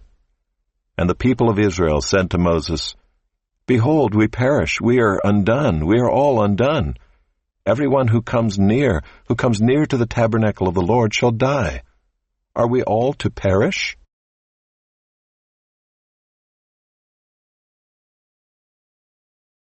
Chapter 18. So the Lord said to Aaron, You and your sons and your father's house with you shall bear iniquity connected with the sanctuary, and you and your sons with you shall bear iniquity connected with your priesthood. And with you bring your brothers also, the tribe of Levi, the tribe of your father, that they may join you and minister to you while you and your sons with you are before the tent of the testimony. They shall keep guard over you and over the whole tent, but shall not come near to the vessels of the sanctuary or to the altar, lest they and you die. They shall join you and keep guard over the tent of meeting for all the service of the tent, and no outsider shall come near you. And you shall keep guard over the sanctuary and over the altar, that there may never again be wrath on the people of Israel. And behold, I have taken your brothers the Levites from among the people of Israel. They are a gift to you given to the Lord, to do the service of the tent of meeting. And you and your sons with you shall guard your priesthood for all that concerns the altar, and that is within the veil, and you shall serve. I give your priesthood as a gift, and any outsider who comes near shall be put to death. Then the Lord spoke to Aaron, Behold, I have given you charge of the contributions made to me, all the consecrated things of the people of Israel. I have given them to you as a portion and to your sons as a perpetual due. This shall be yours of the most holy things, reserved from the fire. Every offering of theirs, every grain offering of theirs, and every sin offering of theirs, and every guilt offering of theirs, which they render to me, shall be most holy to you and to your sons. In a most holy place shall you eat it. Every male may eat it. It is holy to you. This also is yours, the contribution of their gift, all the wave offerings of the people of Israel. I have given them to you and to your sons and daughters with you as a perpetual due. Everyone who is clean in your house may eat it. All the best of the oil and all the best of the wine and of the grain, the firstfruits of what they give to the Lord, I give to you. The first ripe fruits of all that is in their land, which they bring to the Lord, shall be yours. Everyone who is clean in your house may eat it. Every devoted thing in Israel shall be yours. Everything that opens the womb of all flesh, whether man or beast, which they offer to the Lord, shall be yours. Nevertheless, the firstborn of man you shall redeem, and the firstborn of unclean animals you shall redeem. And their redemption price, at a month old you shall redeem them. You shall fix at 5 shekels in silver, according to the shekel of the sanctuary, which is 20 gerahs. But the firstborn of a cow, or the firstborn of a sheep, or the firstborn of a goat, you shall not redeem. They are holy. You shall sprinkle their blood on the altar, and shall burn their fat as a food offering, with a pleasing aroma to the Lord. But their flesh shall be yours, as the breast that is waved, and as the right thigh are yours. All the holy contributions that the people of Israel present to the Lord I give to you and to your sons and daughters with you, as a perpetual due. It is a covenant of salt forever before the Lord for you and for your offspring with you. And the Lord said to Aaron, You shall have no inheritance in their land, neither shall you have any portion among them. I am your portion and your inheritance among the people of Israel. To the Levites I have given every tithe in Israel for an inheritance, in return for their service that they do, their service in the tent of meeting, so that the people of Israel do not come near the tent of meeting, lest they bear sin and die. But the Levites shall do the service of the tent of meeting, and they shall bear their iniquity. It shall be a perpetual statute throughout your generations, and among the people of Israel they shall have no inheritance. For the tithe of the people of Israel, which they present as a contribution to the Lord, I have given to the Levites for an inheritance. Therefore I have said of them, that they shall have no inheritance among the people of Israel. And the Lord spoke to Moses, saying, Moreover you shall speak and say to the Levites, When you take from the people of Israel the tithe that I have given you from them for your inheritance, then you shall present a contribution from it to the Lord, a tithe of the tithe. And your contribution shall be counted to you as though it were the grain of the threshing floor, and as the fullness of the winepress. So you shall also present a contribution to the Lord from all your tithes which you receive from the people of Israel, and from it you shall give the Lord's contribution to Aaron the priest. Out of all the gifts to you, you shall present every contribution due to the Lord. From each its best part is to be dedicated. Therefore you shall say to them, when you have offered from it the best of it, then the rest shall be counted to the Levites as produce of the threshing floor, and as produce of the winepress. And you may eat it in any place, you and your households, for it is your reward in return for your service in the tent of meeting. And you shall bear no sin by reason of it, when you have contributed the best of it. But you shall not profane the holy things of the people of Israel, lest you die. Chapter 19. Now the Lord spoke to Moses and to Aaron, saying, This is the statute of the law that the Lord has commanded. Tell the people of Israel to bring you a red heifer without defect, in which there is no blemish, and on which a yoke has never come. And you shall give it to Eleazar the priest, and it shall be taken outside the camp and slaughtered before him. And Eleazar the priest shall take some of its blood with his finger, and sprinkle some of its blood toward the front of the tent of meeting 7 times. And the heifer shall be burned in his sight. Its skin, its flesh, and its blood, with its dung, shall be burned. And the priest shall take cedar wood and hyssop and scarlet yarn, and throw them into the fire, burning the heifer. Then the priest shall wash his clothes and bathe his body in water, and afterward he may come into the camp. But the priest shall be unclean until evening. The one who burns the heifer shall wash his clothes in water and bathe his body in water, and shall be unclean until evening. And a man who is clean shall gather up the ashes of the heifer, and deposit them outside the camp in a clean place. And they shall be kept for the water for impurity for the congregation of the people of Israel. It is a sin offering. And the one who gathers the ashes of the heifer shall wash his clothes and be unclean until evening. And this shall be a perpetual statute for the people of Israel, and for the stranger who sojourns among them. Whoever touches the dead body of any person shall be unclean 7 days. He shall cleanse himself with the water on the 3rd day, and on the 7th day, and so be clean.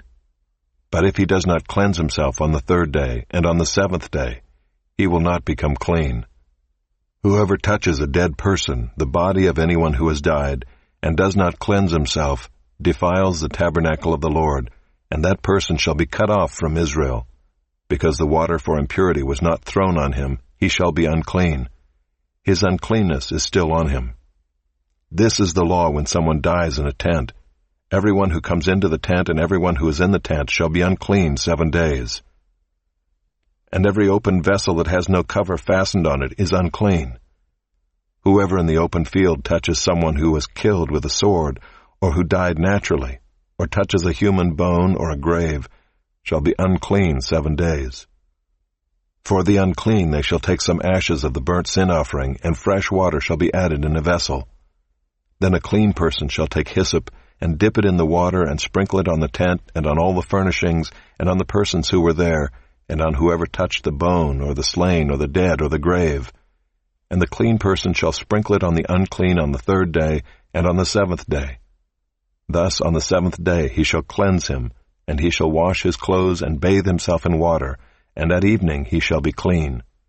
If the man who is unclean does not cleanse himself, that person shall be cut off from the midst of the assembly, since he has defiled the sanctuary of the Lord. Because the water for impurity has not been thrown on him, he is unclean. And it shall be a statute forever for them. The one who sprinkles the water for impurity shall wash his clothes, and the one who touches the water for impurity shall be unclean until evening. And whatever the unclean person touches shall be unclean, and anyone who touches it shall be unclean until evening.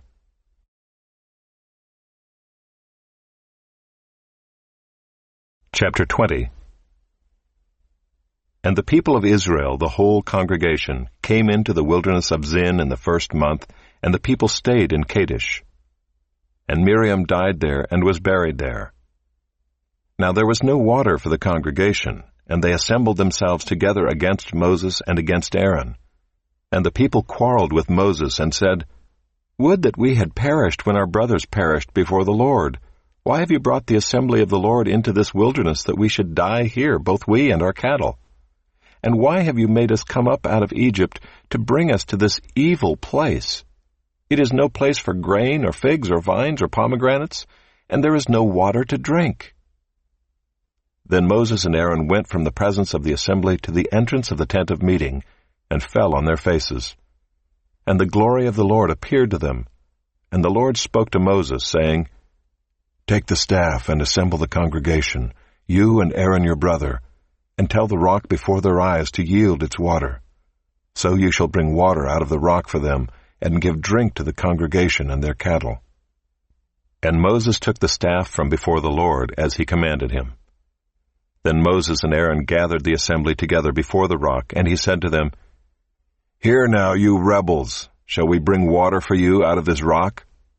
And Moses lifted up his hand and struck the rock with his staff twice, and water came out abundantly, and the congregation drank and their livestock. And the Lord said to Moses and Aaron, "Because you did not believe in me to uphold me as holy in the eyes of the people of Israel, therefore you shall not bring this assembly into the land that I have given them." These are the waters of Meribah, where the people of Israel quarreled with the Lord, and through them he showed himself holy. Moses sent messengers from Kadesh to the king of Edom. "Thus says your brother Israel, you know all the hardship that we have met, how our fathers went down to Egypt, and we lived in Egypt a long time, and the Egyptians dealt harshly with us and our fathers. And when we cried to the Lord, he heard our voice and sent an angel and brought us out of Egypt. And here we are in Kadesh, a city on the edge of your territory. Please let us pass through your land. We will not pass through field or vineyard or drink water from a well. We will go along the king's highway. We will not turn aside to the right hand or to the left until we have passed through your territory." But Edom said to him, "You shall not pass through, lest I come out with the sword against you." And the people of Israel said to him, "We will go up by the highway, and if we drink of your water, I and my livestock, then I will pay for it. Let me only pass through on foot, nothing more." But he said, "You shall not pass through." And Edom came out against them with a large army and with a strong force. Thus Edom refused to give Israel passage through his territory, so Israel turned away from him.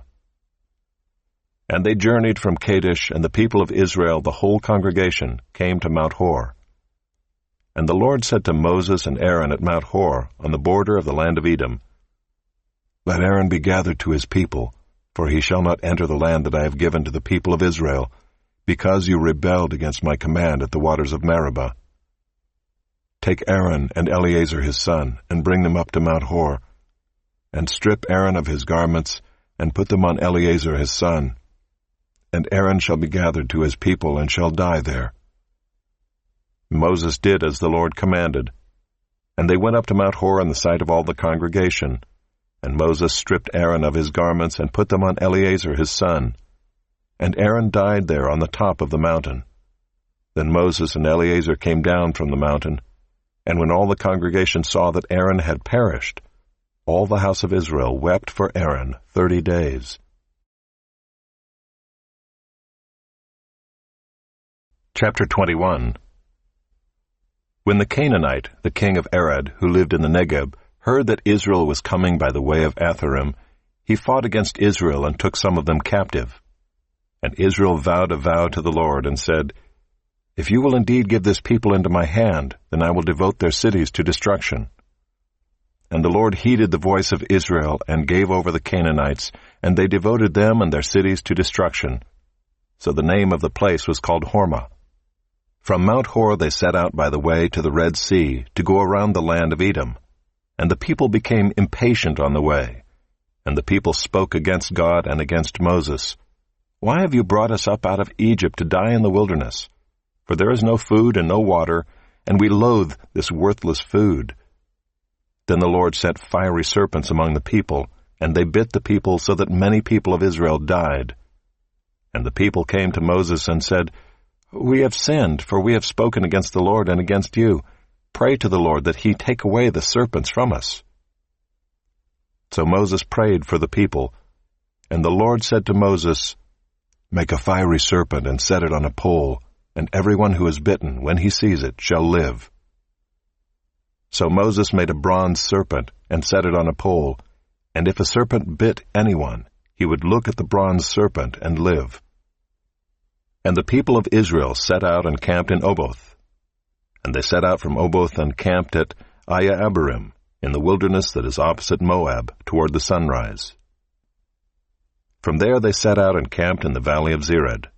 From there they set out and camped on the other side of the Arnon, which is in the wilderness that extends from the border of the Amorites, for the Arnon is the border of Moab, between Moab and the Amorites. Therefore it is said in the book of the wars of the Lord, Wahab and Suphah, and the valleys of the Arnon, and the slope of the valleys that extends to the seat of Ar, and leans to the border of Moab. And from there they continued to Beer, that is the well of which the Lord said to Moses, "Gather the people together, so that I may give them water."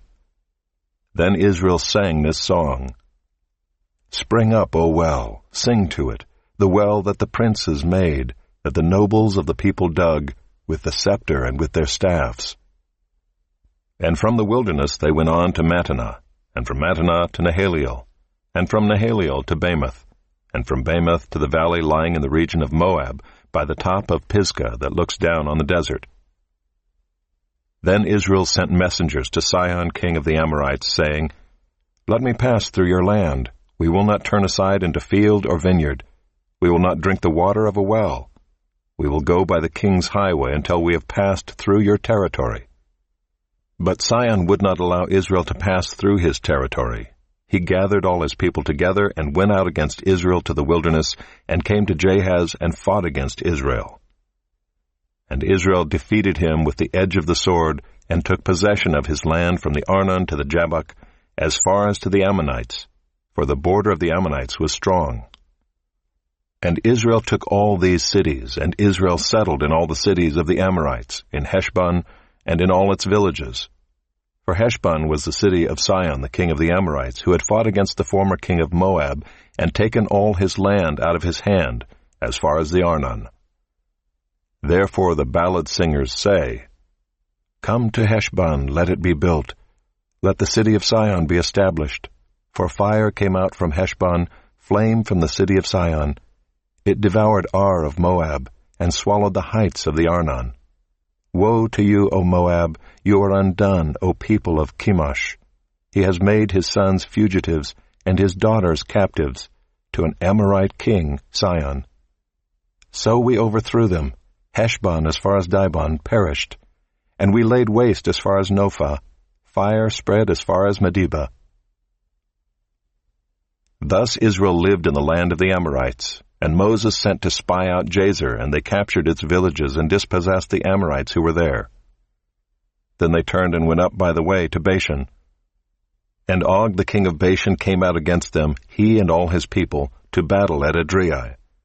But the Lord said to Moses, "Do not fear him, for I have given him into your hand, and all his people and his land. And you shall do to him as you did to Sihon king of the Amorites, who lived at Heshbon." So they defeated him and his sons and all his people, until he had no survivor left, and they possessed his land.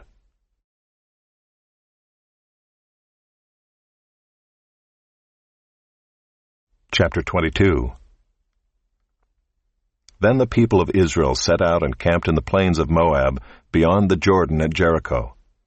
And Balak the son of Zippor saw all that Israel had done to the Amorites, and Moab was in great dread of the people, because they were many. Moab was overcome with fear of the people of Israel, and Moab said to the elders of Midian, "This horde will now lick up all that is around us, as the ox licks up the grass of the field."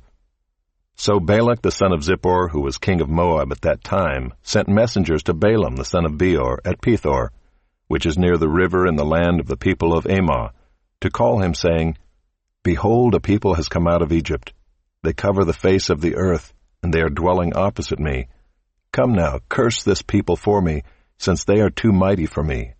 Perhaps I shall be able to defeat them and drive them from the land, for I know that he whom you bless is blessed, and he whom you curse is cursed." So the elders of Moab and the elders of Midian departed with the fees for divination in their hand. And they came to Balaam and gave him Balak's message. And he said to them, "Lodge here tonight, and I will bring back word to you as the Lord speaks to me."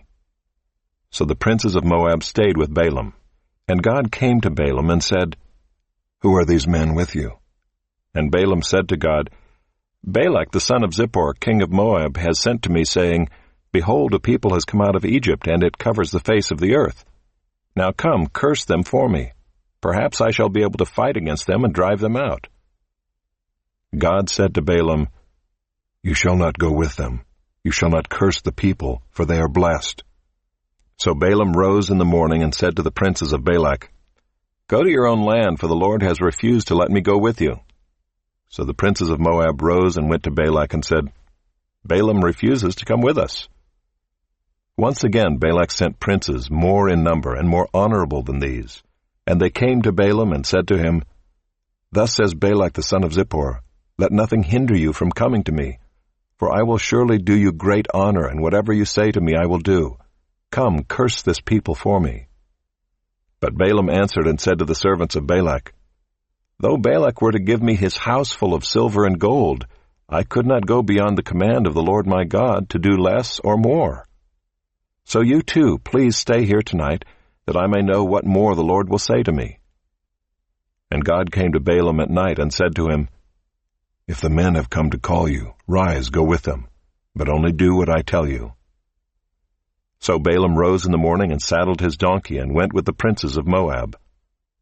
But God's anger was kindled because he went, and the angel of the Lord took his stand in the way as his adversary. Now he was riding on the donkey, and his two servants were with him. And the donkey saw the angel of the Lord standing in the road, with a drawn sword in his hand. And the donkey turned aside out of the road and went into the field. And Balaam struck the donkey to turn her into the road. Then the angel of the Lord stood in a narrow path between the vineyards, with a wall on either side. And when the donkey saw the angel of the Lord, she pushed against the wall and pressed Balaam's foot against the wall. So he struck her again. Then the angel of the Lord went ahead and stood in a narrow place, where there was no way to turn either to the right or to the left. When the donkey saw the angel of the Lord, she lay down under Balaam. And Balaam's anger was kindled, and he struck the donkey with his staff. Then the Lord opened the mouth of the donkey, and she said to Balaam, "What have I done to you, that you have struck me these 3 times?" And Balaam said to the donkey, "Because you have made a fool of me. I wish I had a sword in my hand, for then I would kill you." And the donkey said to Balaam, "Am I not your donkey, on which you have ridden all your life long to this day? Is it my habit to treat you this way?" And he said, "No." Then the Lord opened the eyes of Balaam, and he saw the angel of the Lord standing in the way, with his drawn sword in his hand. And he bowed down and fell on his face. And the angel of the Lord said to him, "Why have you struck your donkey these 3 times? Behold, I have come out to oppose you, because your way is perverse before me. The donkey saw me, and turned aside before me these 3 times. If she had not turned aside from me, surely just now I would have killed you and let her live." Then Balaam said to the angel of the Lord, "I have sinned, for I did not know that you stood in the road against me. Now therefore, if it is evil in your sight, I will turn back."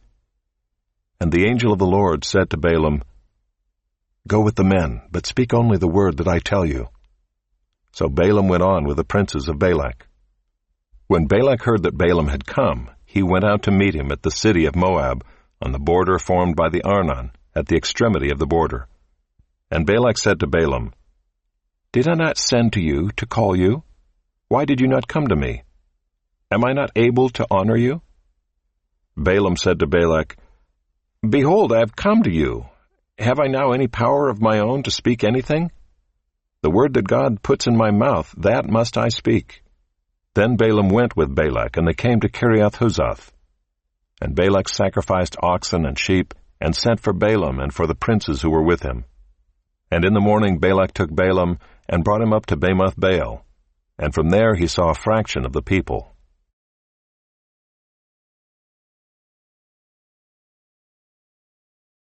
Chapter 23. And Balaam said to Balak, "Build for me here 7 altars, and prepare for me here 7 bulls and 7 rams." Balak did as Balaam had said, and Balak and Balaam offered on each altar a bull and a ram. And Balaam said to Balak, "Stand beside your burnt offering, and I will go. Perhaps the Lord will come to meet me, and whatever he shows me I will tell you." And he went to a bare height, and God met Balaam. And Balaam said to him, "I have arranged the 7 altars, and I have offered on each altar a bull and a ram." And the Lord put a word in Balaam's mouth and said, "Return to Balak, and thus you shall speak." And he returned to him, and behold, he and all the princes of Moab were standing beside his burnt offering.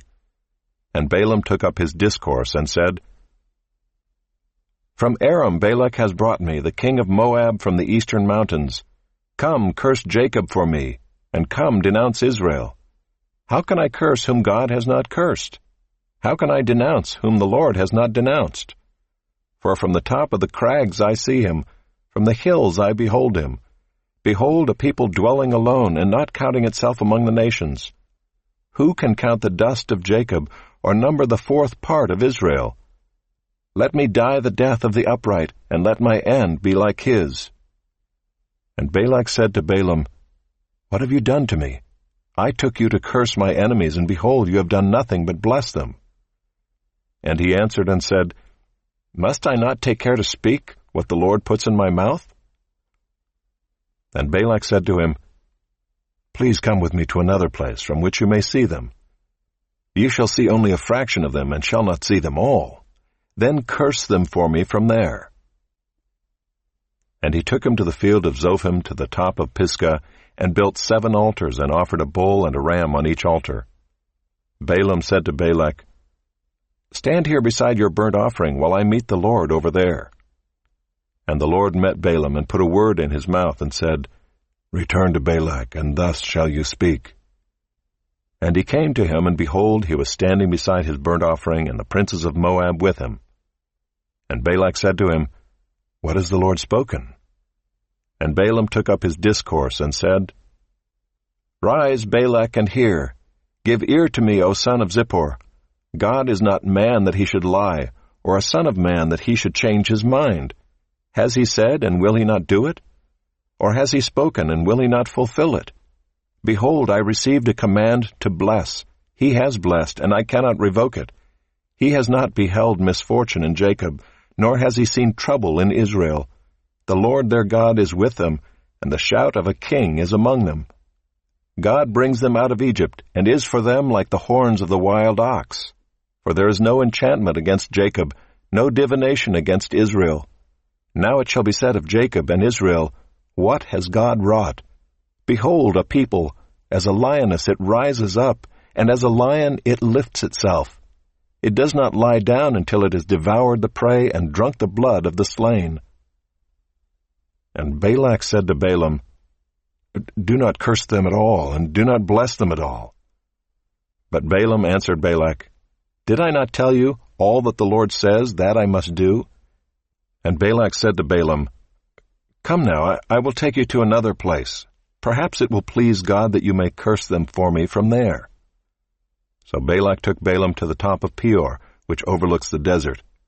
And Balaam said to Balak, "Build for me here 7 altars, and prepare for me here 7 bulls and 7 rams." And Balak did as Balaam had said, and offered a bull and a ram on each altar.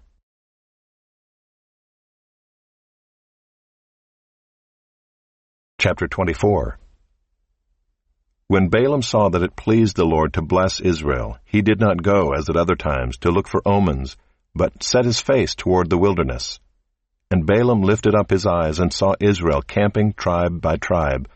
And the Spirit of God came upon him, and he took up his discourse and said, "The oracle of Balaam the son of Beor, the oracle of the man whose eye is opened, the oracle of him who hears the words of God, who sees the vision of the Almighty, falling down with his eyes uncovered. How lovely are your tents, O Jacob, your encampments, O Israel! Like palm groves that stretch afar, like gardens beside a river, like aloes that the Lord has planted, like cedar trees beside the waters. Water shall flow from his buckets, and his seed shall be in many waters. His king shall be higher than Agag, and his kingdom shall be exalted.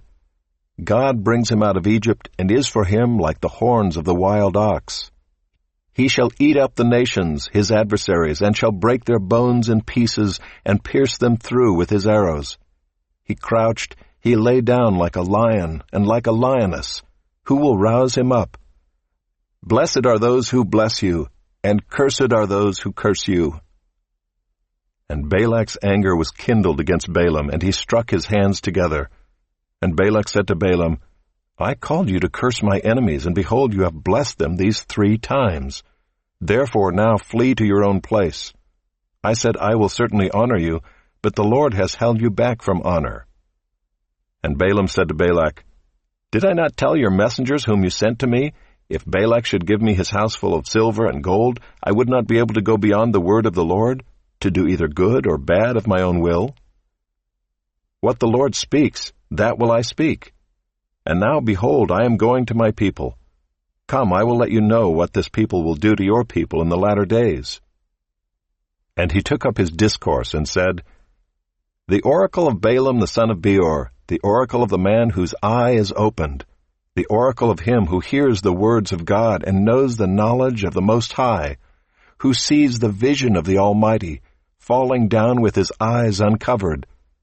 I see him, but not now. I behold him, but not near. A star shall come out of Jacob, and a scepter shall rise out of Israel. It shall crush the forehead of Moab, and break down all the sons of Sheth. Edom shall be dispossessed. Seir also, his enemies, shall be dispossessed. Israel is doing valiantly. And one from Jacob shall exercise dominion, and destroy the survivors of cities. Then he looked on Amalek, and took up his discourse, and said, Amalek was the first among the nations, but its end is utter destruction. And he looked on the Kenite, and took up his discourse, and said, Enduring is your dwelling place, and your nest is set in the rock. Nevertheless, Cain shall be burned when Asher takes you away captive. And he took up his discourse, and said, Alas, who shall live when God does this? But ships shall come from Kittim, and shall afflict Asher and Eber, and he too shall come to utter destruction. Then Balaam rose and went back to his place, and Balak also went his way.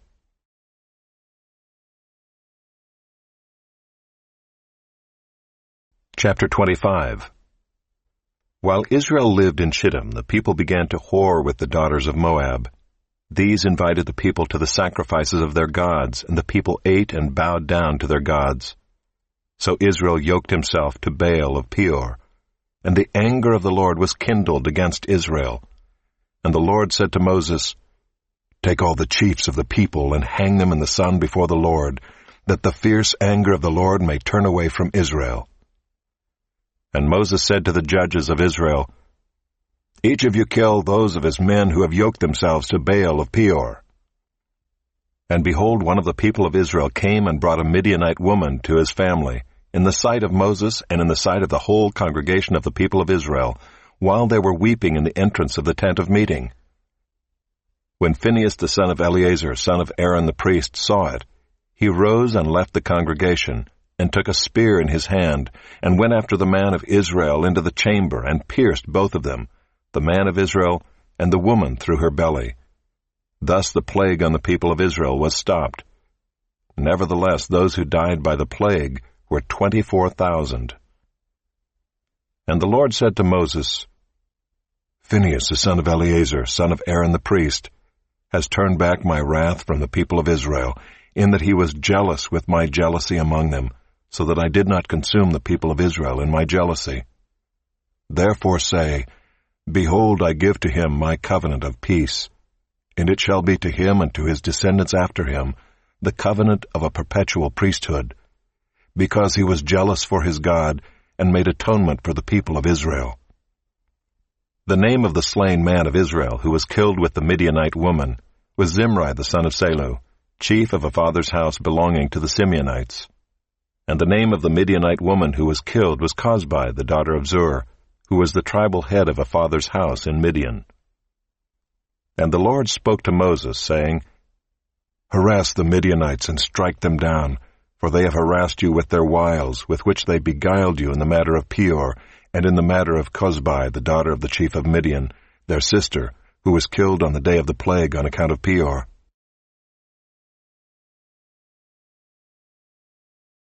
Chapter 26.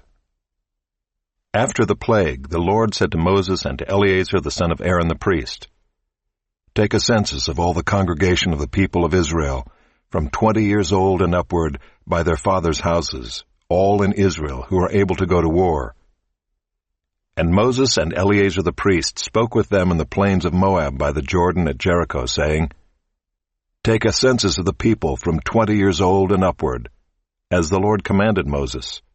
The people of Israel who came out of the land of Egypt were Reuben, the firstborn of Israel, the sons of Reuben, of Hanok, the clan of the Hanokites, of Palu, the clan of the Paluites, of Hezron, the clan of the Hezronites, of Carmi, the clan of the Carmites.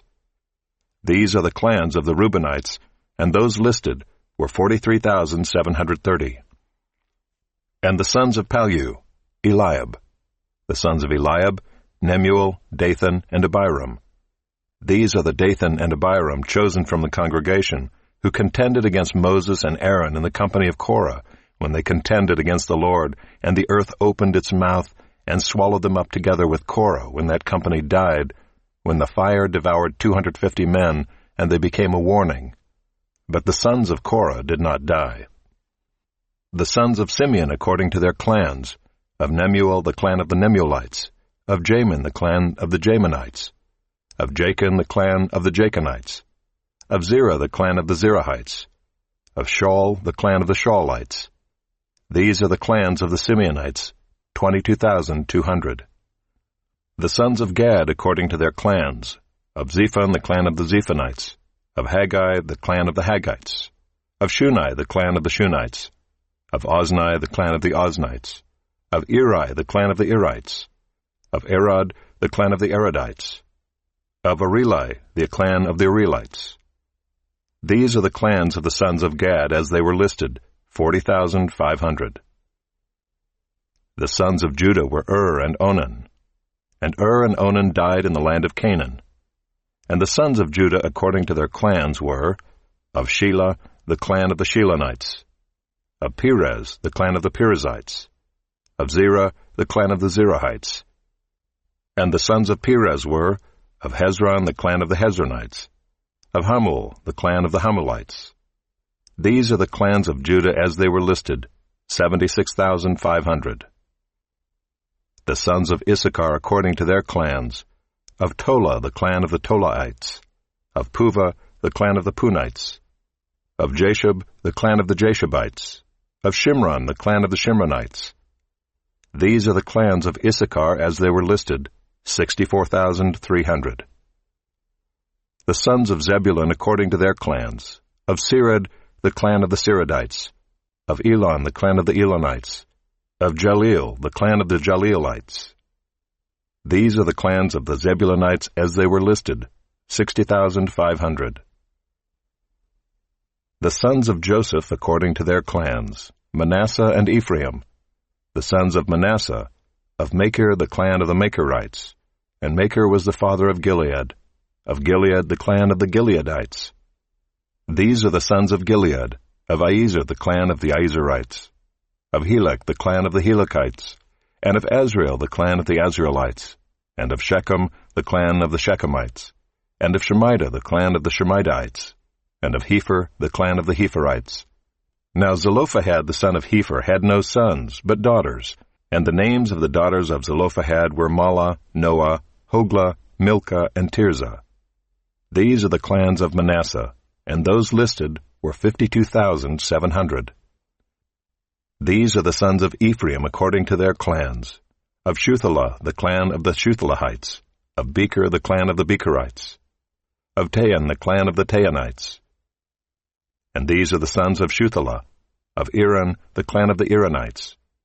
These are the clans of the sons of Ephraim, as they were listed, 32,500. These are the sons of Joseph according to their clans. The sons of Benjamin according to their clans. Of Bela, the clan of the Belaites. Of Ashbel, the clan of the Ashbelites. Of Ahiram, the clan of the Ahiramites. Of Shephupham, the clan of the Shuphamites. Of Hupham, the clan of the Huphamites. And the sons of Bela were Ard and Naaman. Of Ard, the clan of the Ardites. Of Naaman, the clan of the Naamites. These are the sons of Benjamin according to their clans, and those listed were 45,600. These are the sons of Dan according to their clans. Of Shuam, the clan of the Shuamites. These are the clans of Dan according to their clans. All the clans of the Shuamites, as they were listed, were 64,400. The sons of Asher according to their clans. Of Imnah, the clan of the Imnites. Of Ishvi, the clan of the Ishvites. Of Beriah, the clan of the Beraites.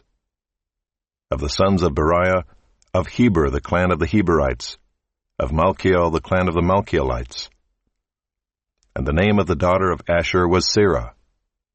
These are the clans of the sons of Asher as they were listed, 53,400. The sons of Naphtali according to their clans. Of Jaziel, the clan of the Jazielites. Of Gunai, the clan of the Gunites. Of Jezer, the clan of the Jezerites. Of Shillem, the clan of the Shillemites. These are the clans of Naphtali according to their clans, and those listed were 45,400. This was the list of the people of Israel, 601,730.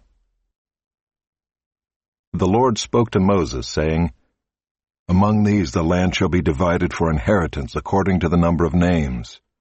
To a large tribe you shall give a large inheritance, and to a small tribe you shall give a small inheritance. Every tribe shall be given its inheritance in proportion to its list. But the land shall be divided by lot. According to the names of the tribes of their fathers they shall inherit. Their inheritance shall be divided according to lot between the larger and the smaller. This was the list of the Levites according to their clans. Of Gershon, the clan of the Gershonites. Of Kohath, the clan of the Kohathites. Of Merari, the clan of the Merarites. These are the clans of Levi, the clan of the Libnites, the clan of the Hebronites, the clan of the Malites, the clan of the Mushites, the clan of the Korahites. And Kohath was the father of Amram. The name of Amram's wife was Jochebed, the daughter of Levi, who was born to Levi in Egypt. And she bore to Amram Aaron and Moses and Miriam their sister. And to Aaron were born Nadab, Abihu, Eleazar, and Ithamar. But Nadab and Abihu died when they offered unauthorized fire before the Lord. And those listed were 23,000, every male from a month old and upward. For they were not listed among the people of Israel, because there was no inheritance given to them among the people of Israel. These were those listed by Moses and Eleazar the priest, who listed the people of Israel in the plains of Moab by the Jordan at Jericho. But among these there was not one of those listed by Moses and Aaron the priest, who had listed the people of Israel in the wilderness of Sinai. For the Lord had said of them, They shall die in the wilderness. Not one of them was left, except Caleb the son of Jephunneh and Joshua the son of Nun.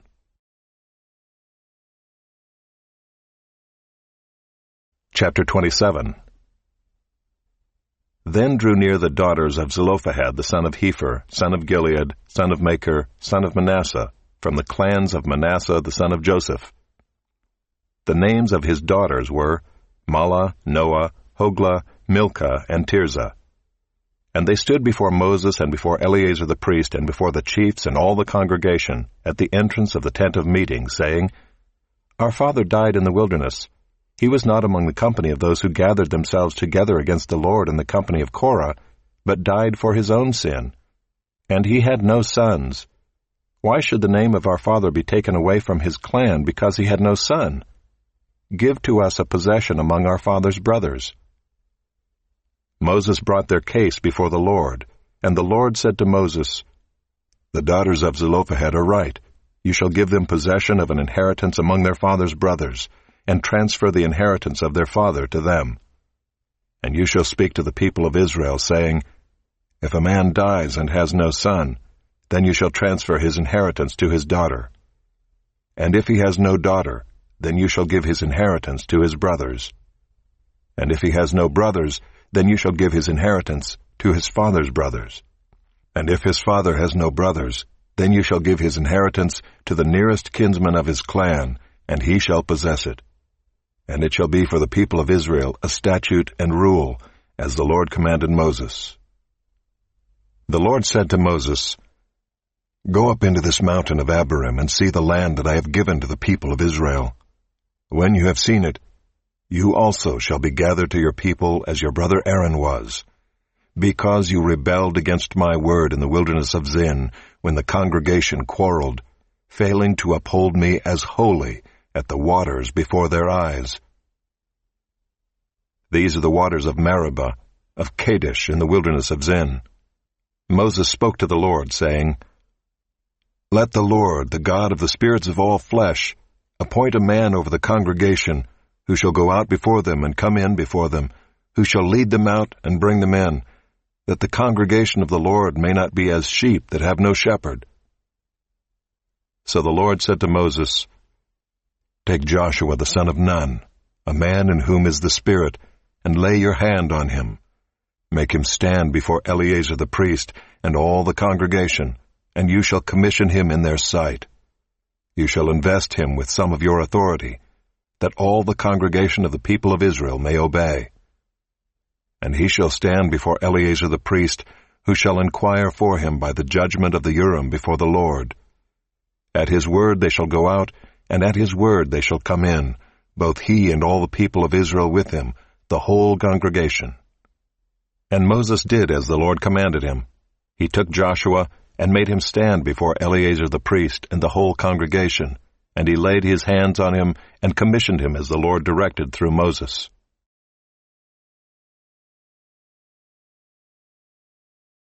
Chapter 28.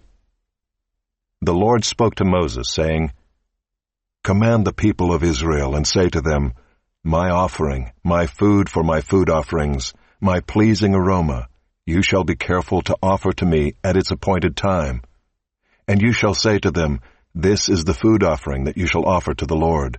2 male lambs a year old without blemish, day by day as a regular offering. The one lamb you shall offer in the morning, and the other lamb you shall offer at twilight. Also 1/10 of an ephah of fine flour for a grain offering, mixed with 1/4 of a hin of beaten oil. It is a regular burnt offering, which was ordained at Mount Sinai for a pleasing aroma, a food offering to the Lord. Its drink offering shall be 1/4 of a hin for each lamb.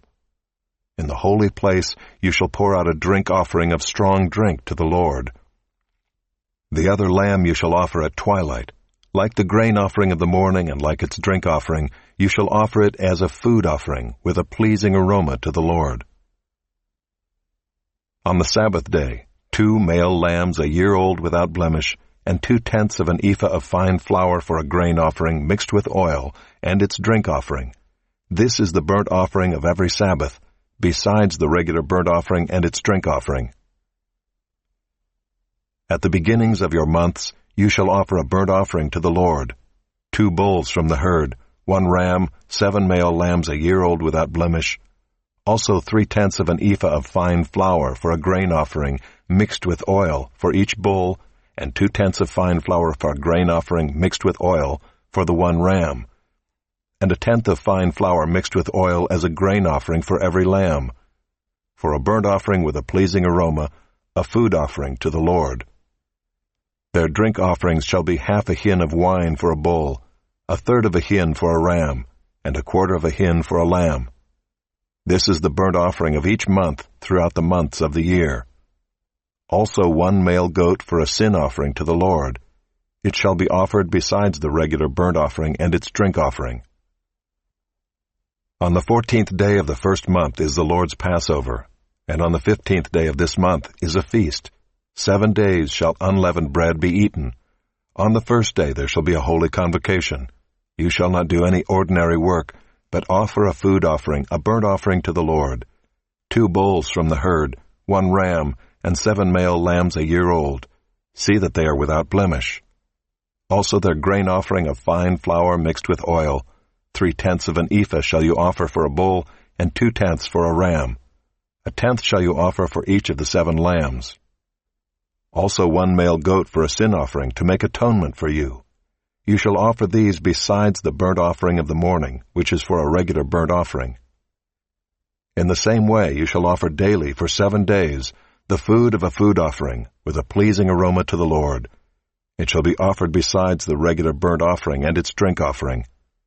And on the 7th day you shall have a holy convocation. You shall not do any ordinary work. On the day of the firstfruits, when you offer a grain offering of new grain to the Lord at your feast of weeks, you shall have a holy convocation. You shall not do any ordinary work, but offer a burnt offering with a pleasing aroma to the Lord. 2 bulls from the herd, 1 ram, 7 male lambs a year old. Also their grain offering of fine flour mixed with oil, 3/10 of an ephah for each bull, 2/10 for 1 ram, 1/10 for each of the 7 lambs, with 1 male goat to make atonement for you. Besides the regular burnt offering and its grain offering, you shall offer them and their drink offering. See that they are without blemish.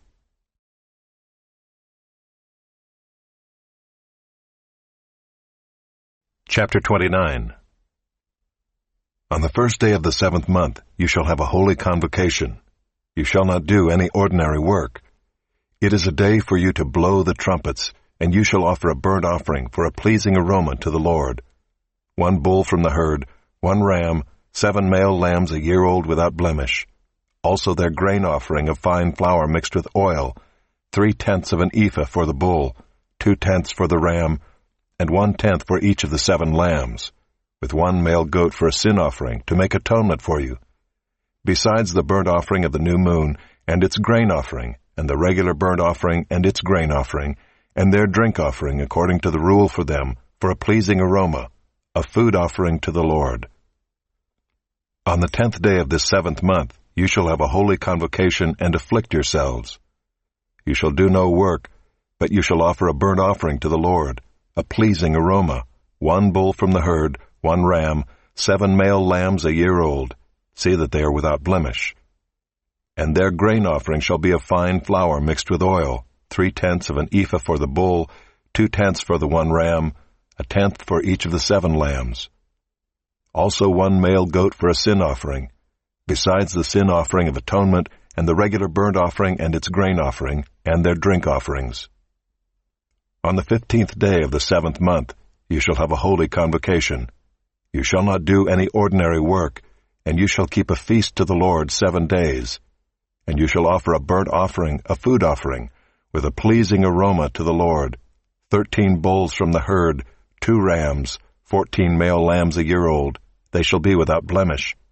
And their grain offering of fine flour mixed with oil, 3/10 of an ephah for each of the 13 bulls, 2/10 for each of the 2 rams, and 1/10 for each of the 14 lambs.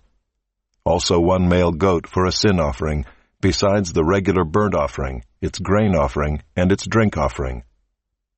On the 2nd day 12 bulls from the herd, 2 rams, 14 male lambs a year old without blemish, with the grain offering and the drink offerings for the bulls, for the rams, and for the lambs, in the prescribed quantities. Also 1 male goat for a sin offering, besides the regular burnt offering and its grain offering, and their drink offerings. On the 3rd day 11 bulls, 2 rams, 14 male lambs a year old without blemish, with the grain offering and the drink offerings for the bulls, for the rams, and for the lambs in the prescribed quantities. Also 1 male goat for a sin offering, besides the regular burnt offering and its grain offering, and its drink offering. On the 4th day 10 bulls, 2 rams, 14 male lambs a year old without blemish, with the grain offering and the drink offerings for the bulls, for the rams, and for the lambs, in the prescribed quantities. Also 1 male goat for a sin offering, besides the regular burnt offering, its grain offering, and its drink offering. On the 5th day 9 bulls, 2 rams, 14 male lambs a year old without blemish, with the grain offering and the drink offerings for the bulls, for the rams and for the lambs in the prescribed quantities. Also 1 male goat for a sin offering, besides the regular burnt offering and its grain offering and its drink offering. On the 6th day 8 bulls, 2 rams, 14 male lambs a year old without blemish, with the grain offering and the drink offerings for the bulls, for the rams, and for the lambs, in the prescribed quantities. Also 1 male goat for a sin offering, besides the regular burnt offering, its grain offering, and its drink offerings. On the 7th day 7 bulls, 2 rams, 14 male lambs a year old without blemish, with the grain offering and the drink offerings for the bulls, for the rams, and for the lambs, in the prescribed quantities. Also 1 male goat for a sin offering, besides the regular burnt offering, its grain offering, and its drink offering. On the 8th day you shall have a solemn assembly. You shall not do any ordinary work, but you shall offer a burnt offering, a food offering, with a pleasing aroma to the Lord. 1 bull, 1 ram, 7 male lambs a year old without blemish, and the grain offering and the drink offerings for the bull, for the ram, and for the lambs, in the prescribed quantities. Also 1 male goat for a sin offering, besides the regular burnt offering and its grain offering and its drink offering. These you shall offer to the Lord at your appointed feasts, in addition to your vow offerings and your free will offerings, for your burnt offerings, and for your grain offerings, and for your drink offerings, and for your peace offerings. So Moses told the people of Israel everything just as the Lord had commanded Moses.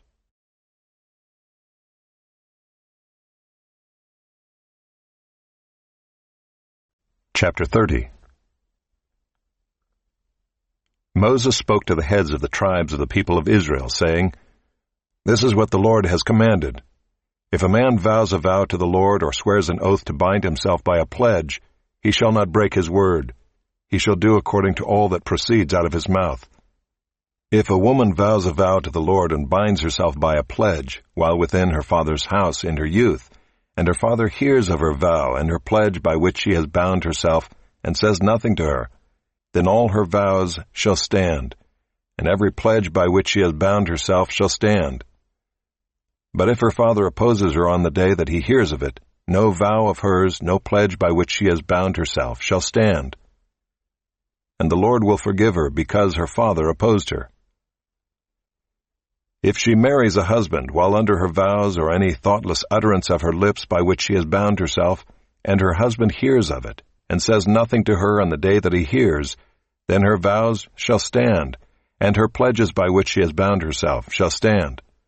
But if on the day that her husband comes to hear of it he opposes her, then he makes void her vow that was on her, and the thoughtless utterance of her lips by which she bound herself, and the Lord will forgive her.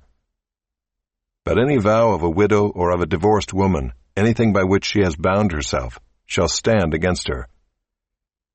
And if she vowed in her husband's house or bound herself by a pledge with an oath, and her husband heard of it and said nothing to her and did not oppose her, then all her vows shall stand, and every pledge by which she bound herself shall stand.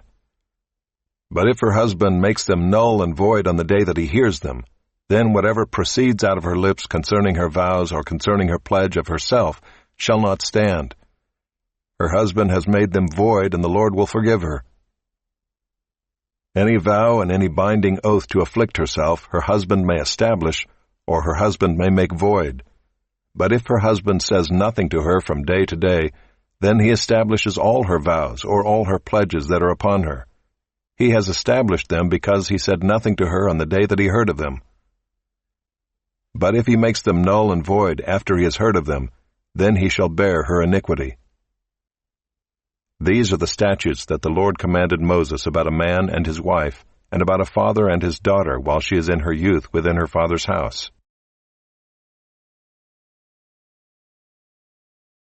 Chapter 31.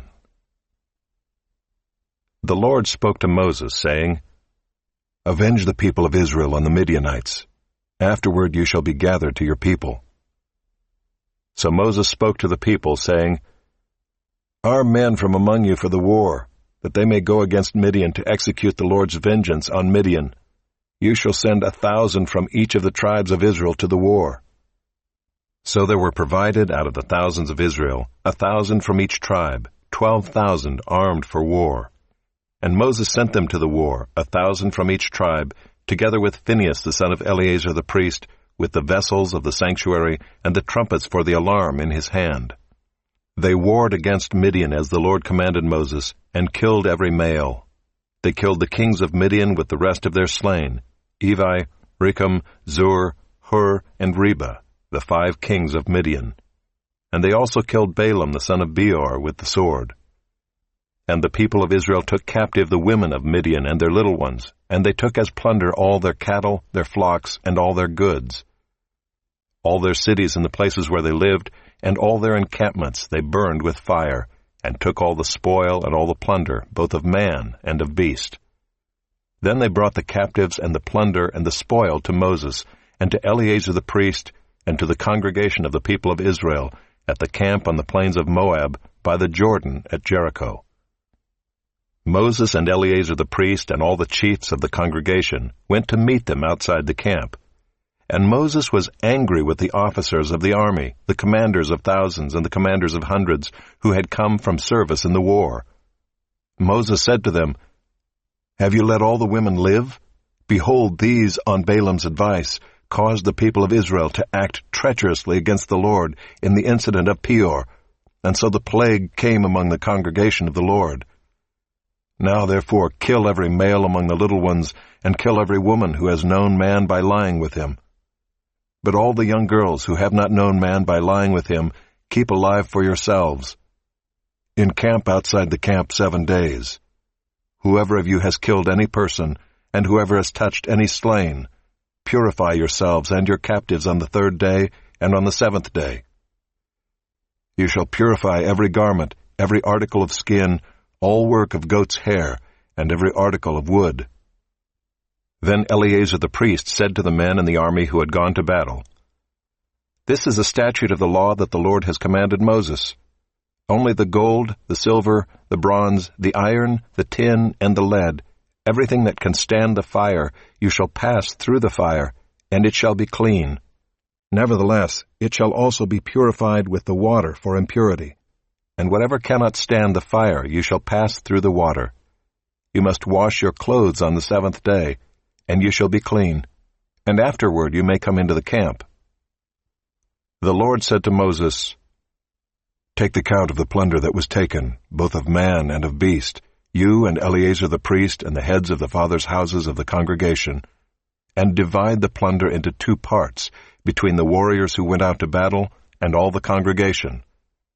And levy for the Lord a tribute from the men of war who went out to battle, 1 out of 500, of the people and of the oxen and of the donkeys and of the flocks.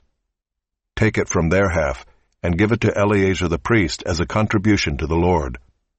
And from the people of Israel's half, you shall take 1 drawn out of every 50, of the people, of the oxen, of the donkeys, and of the flocks, of all the cattle, and give them to the Levites who keep guard over the tabernacle of the Lord." And Moses and Eleazar the priest did as the Lord commanded Moses. Now the plunder remaining of the spoil that the army took was 675,000 sheep, 72,000 cattle, 61,000 donkeys, and 32,000 persons in all, women who had not known man by lying with him.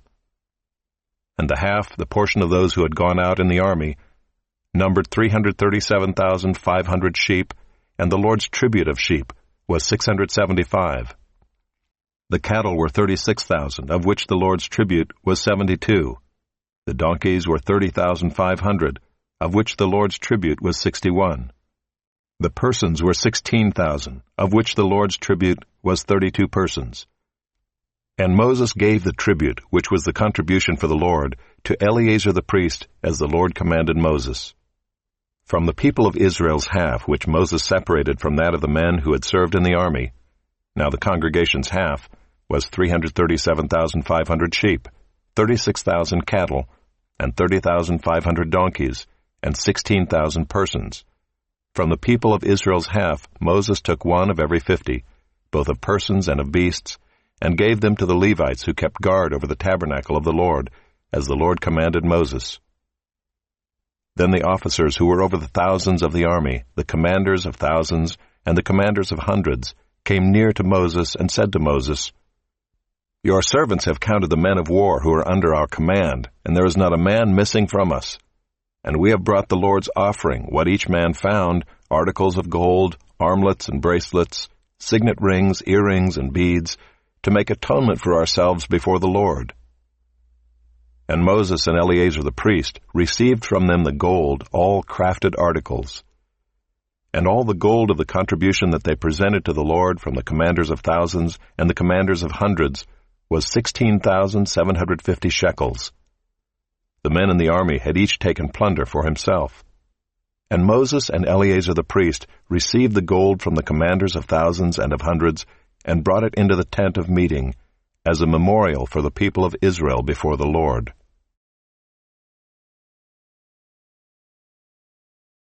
Chapter 32. Now the people of Reuben and the people of Gad had a very great number of livestock. And they saw the land of Jazer and the land of Gilead, and behold, the place was a place for livestock. So the people of Gad and the people of Reuben came and said to Moses and to Eleazar the priest, and to the chiefs of the congregation, Ataroth, Dibon, Jazer, Nimrah, Heshbon, Elealeh, Sebum, Nebo, and Beon, the land that the Lord struck down before the congregation of Israel, is a land for livestock, and your servants have livestock. And they said, If we have found favor in your sight, let this land be given to your servants for a possession. Do not take us across the Jordan. But Moses said to the people of Gad and to the people of Reuben, Shall your brothers go to the war while you sit here? Why will you discourage the heart of the people of Israel from going over into the land that the Lord has given them? Your fathers did this when I sent them from Kadesh Barnea to see the land. For when they went up to the valley of Eshcol and saw the land, they discouraged the heart of the people of Israel from going into the land that the Lord had given them. And the Lord's anger was kindled on that day, and he swore, saying, Surely none of the men who came up out of Egypt, from 20 years old and upward, shall see the land that I swore to give to Abraham, to Isaac, and to Jacob, because they have not wholly followed me, none except Caleb the son of Jephunneh the Kenizzite, and Joshua the son of Nun, for they have wholly followed the Lord. And the Lord's anger was kindled against Israel, and he made them wander in the wilderness 40 years, until all the generation that had done evil in the sight of the Lord was gone. And behold, you have risen in your father's place, a brood of sinful men, to increase still more the fierce anger of the Lord against Israel. For if you turn away from following him, he will again abandon them in the wilderness, and you will destroy all this people. Then they came near to him and said, We will build sheepfolds here for our livestock, and cities for our little ones, but we will take up arms ready to go before the people of Israel, until we have brought them to their place. And our little ones shall live in the fortified cities because of the inhabitants of the land. We will not return to our homes until each of the people of Israel has gained his inheritance. For we will not inherit with them on the other side of the Jordan and beyond, because our inheritance has come to us on this side of the Jordan to the east. So Moses said to them, If you will do this, if you will take up arms to go before the Lord for the war, and every armed man of you will pass over the Jordan before the Lord, until he has driven out his enemies from before him, and the land is subdued before the Lord. Then after that you shall return and be free of obligation to the Lord and to Israel, and this land shall be your possession before the Lord. But if you will not do so, behold, you have sinned against the Lord, and be sure your sin will find you out. Build cities for your little ones and folds for your sheep, and do what you have promised. And the people of Gad and the people of Reuben said to Moses, Your servants will do as my Lord commands. Our little ones, our wives, our livestock, and all our cattle shall remain there in the cities of Gilead, but your servants will pass over, every man who is armed for war, before the Lord to battle, as my Lord orders. So Moses gave command concerning them to Eleazar the priest, and to Joshua the son of Nun, and to the heads of the fathers' houses of the tribes of the people of Israel. And Moses said to them, If the people of Gad and the people of Reuben, every man who is armed to battle before the Lord, will pass with you over the Jordan, and the land shall be subdued before you, then you shall give them the land of Gilead for a possession. However, if they will not pass over with you armed, they shall have possessions among you in the land of Canaan. And the people of Gad and the people of Reuben answered, What the Lord has said to your servants we will do. We will pass over armed before the Lord into the land of Canaan, and the possession of our inheritance shall remain with us beyond the Jordan. And Moses gave to them, to the people of Gad and to the people of Reuben and to the half-tribe of Manasseh, the son of Joseph, the kingdom of Sihon, king of the Amorites, and the kingdom of Og, king of Bashan, the land and its cities with their territories, the cities of the land throughout the country. And the people of Gad built Dibon, Ataroth, Aroer, Atroth-Shophan, Jazer, Jogbehah, Beth-Nimrah, and Beth-Haran, fortified cities, and folds for sheep. And the people of Reuben built Heshbon, Elealeh, Kiriathaim, Nebo, and Baal-Meon. Their names were changed, and Sibmah.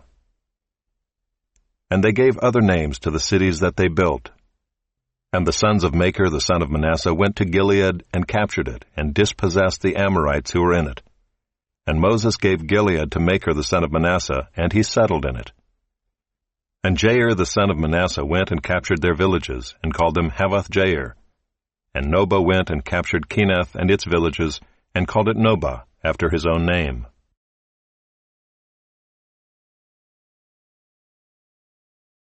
Chapter 33.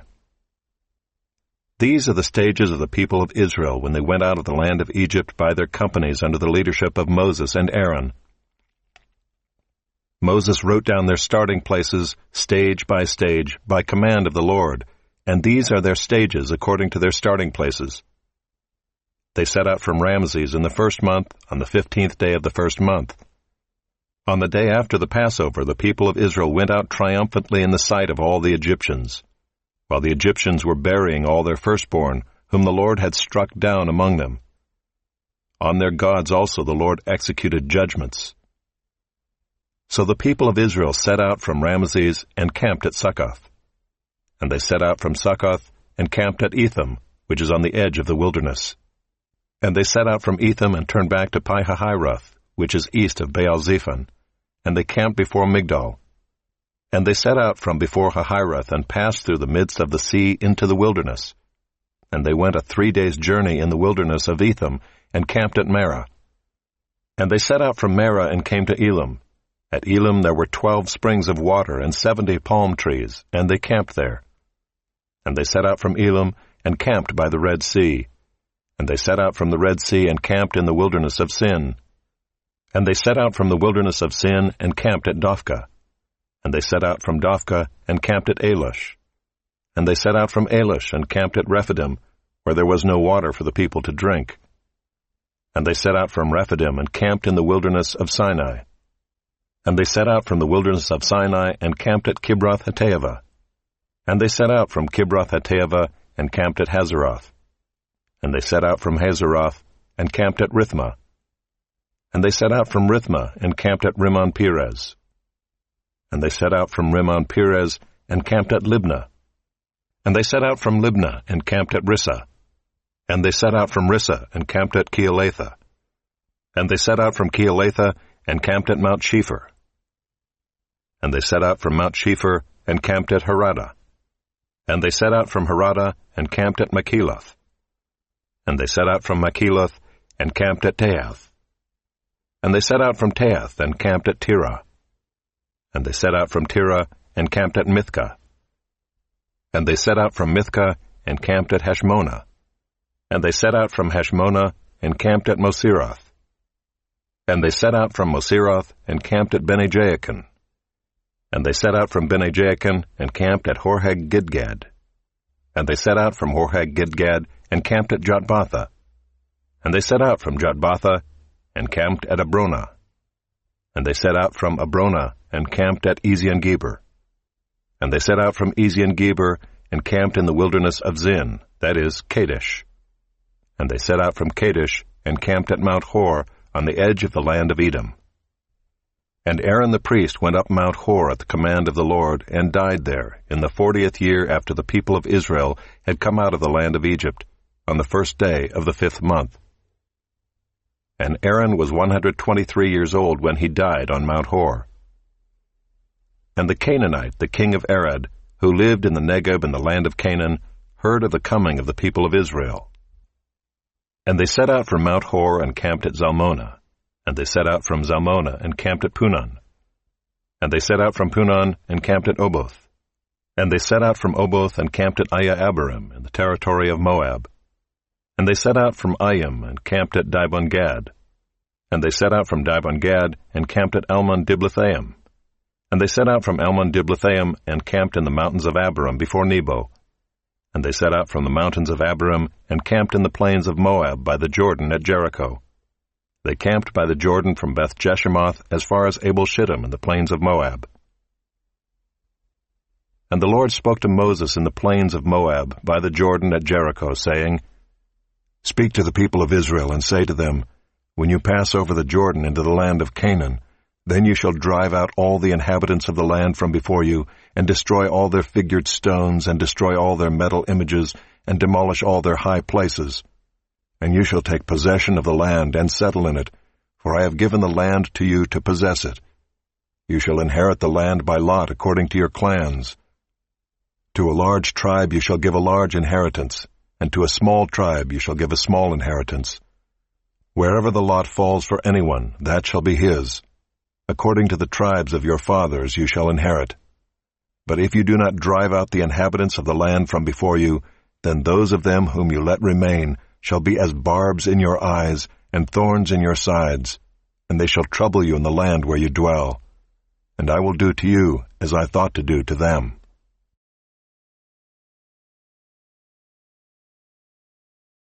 Chapter 34.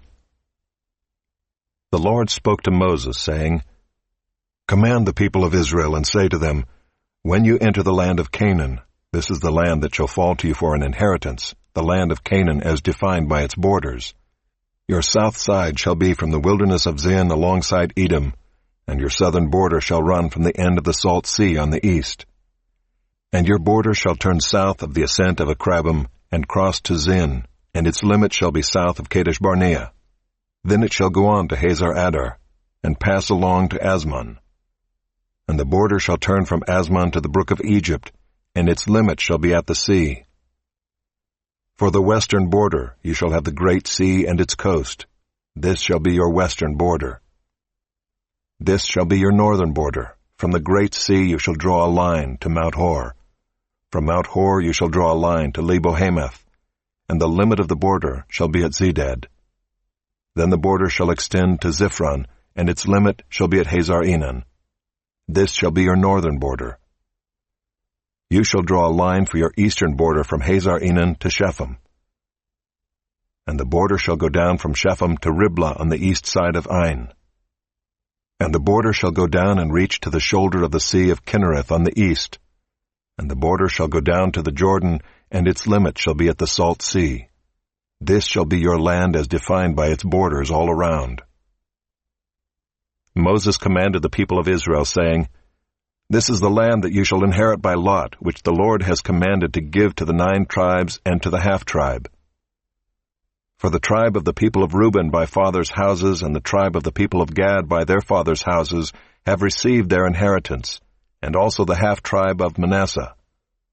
The 2 tribes and the half-tribe have received their inheritance beyond the Jordan east of Jericho, toward the sunrise. The Lord spoke to Moses, saying, These are the names of the men who shall divide the land to you for inheritance. Eleazar the priest and Joshua the son of Nun. You shall take 1 chief from every tribe to divide the land for inheritance. These are the names of the men. Of the tribe of Judah, Caleb the son of Jephunneh. Of the tribe of the people of Simeon, Shemuel the son of Ammihud. Of the tribe of Benjamin, Elidad the son of Kislon. Of the tribe of the people of Dan, a chief, Bukai the son of Joglai. Of the people of Joseph, of the tribe of the people of Manasseh, a chief, Haniel the son of Ephod. And of the tribe of the people of Ephraim, a chief, Kemuel the son of Shiftan. Of the tribe of the people of Zebulun, a chief, Elizaphan the son of Parnak. Of the tribe of the people of Issachar, a chief, Paltiel the son of Azan. And of the tribe of the people of Asher, a chief, Ahihud the son of Shilomi. Of the tribe of the people of Naphtali, a chief, Pedahel the son of Ammihud. These are the men whom the Lord commanded to divide the inheritance for the people of Israel in the land of Canaan.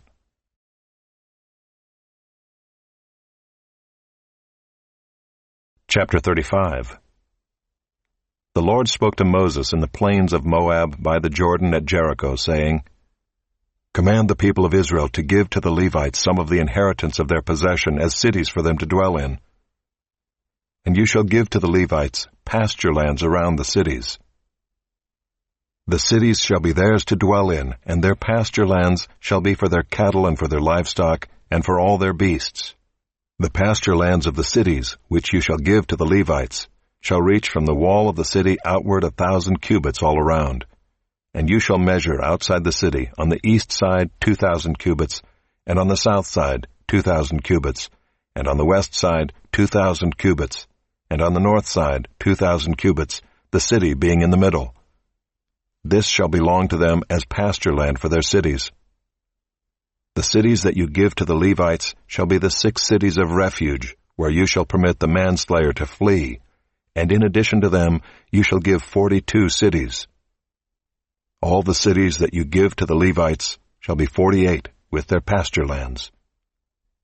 And as for the cities that you shall give from the possession of the people of Israel, from the larger tribes you shall take many, and from the smaller tribes you shall take few, each in proportion to the inheritance that it inherits, shall give of its cities to the Levites.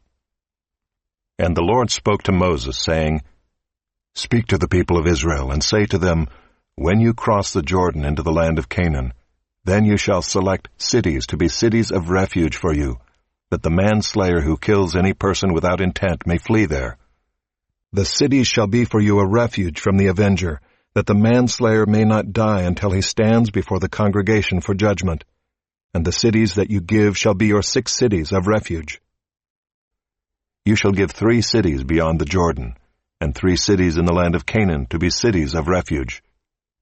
These 6 cities shall be for refuge for the people of Israel, and for the stranger and for the sojourner among them, that anyone who kills any person without intent may flee there.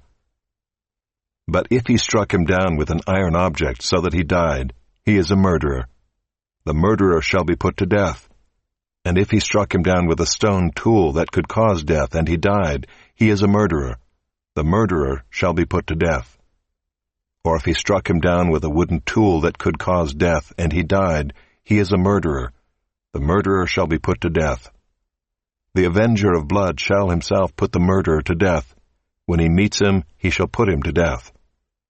And if he pushed him out of hatred or hurled something at him, lying in wait so that he died, or in enmity struck him down with his hand so that he died, then he who struck the blow shall be put to death. He is a murderer. The avenger of blood shall put the murderer to death when he meets him. But if he pushed him suddenly without enmity, or hurled anything on him without lying in wait, or used a stone that could cause death, and without seeing him dropped it on him so that he died, though he was not his enemy and did not seek his harm, then the congregation shall judge between the manslayer and the avenger of blood in accordance with these rules.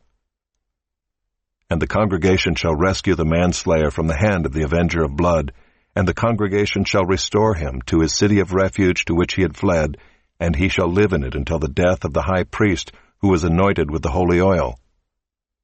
But if the manslayer shall at any time go beyond the boundaries of his city of refuge to which he fled, and the avenger of blood finds him outside the boundaries of his city of refuge, and the avenger of blood kills the manslayer, he shall not be guilty of blood. For he must remain in his city of refuge until the death of the high priest, but after the death of the high priest, the manslayer may return to the land of his possession. And these things shall be for a statute and rule for you throughout your generations in all your dwelling places. If anyone kills a person, the murderer shall be put to death on the evidence of witnesses. But no person shall be put to death on the testimony of one witness. Moreover, you shall accept no ransom for the life of a murderer who is guilty of death, but he shall be put to death. And you shall accept no ransom for him who has fled to his city of refuge, that he may return to dwell in the land before the death of the high priest. You shall not pollute the land in which you live, for blood pollutes the land, and no atonement can be made for the land for the blood that is shed in it, except by the blood of the one who shed it. You shall not defile the land in which you live, in the midst of which I dwell, for I, the Lord, dwell in the midst of the people of Israel.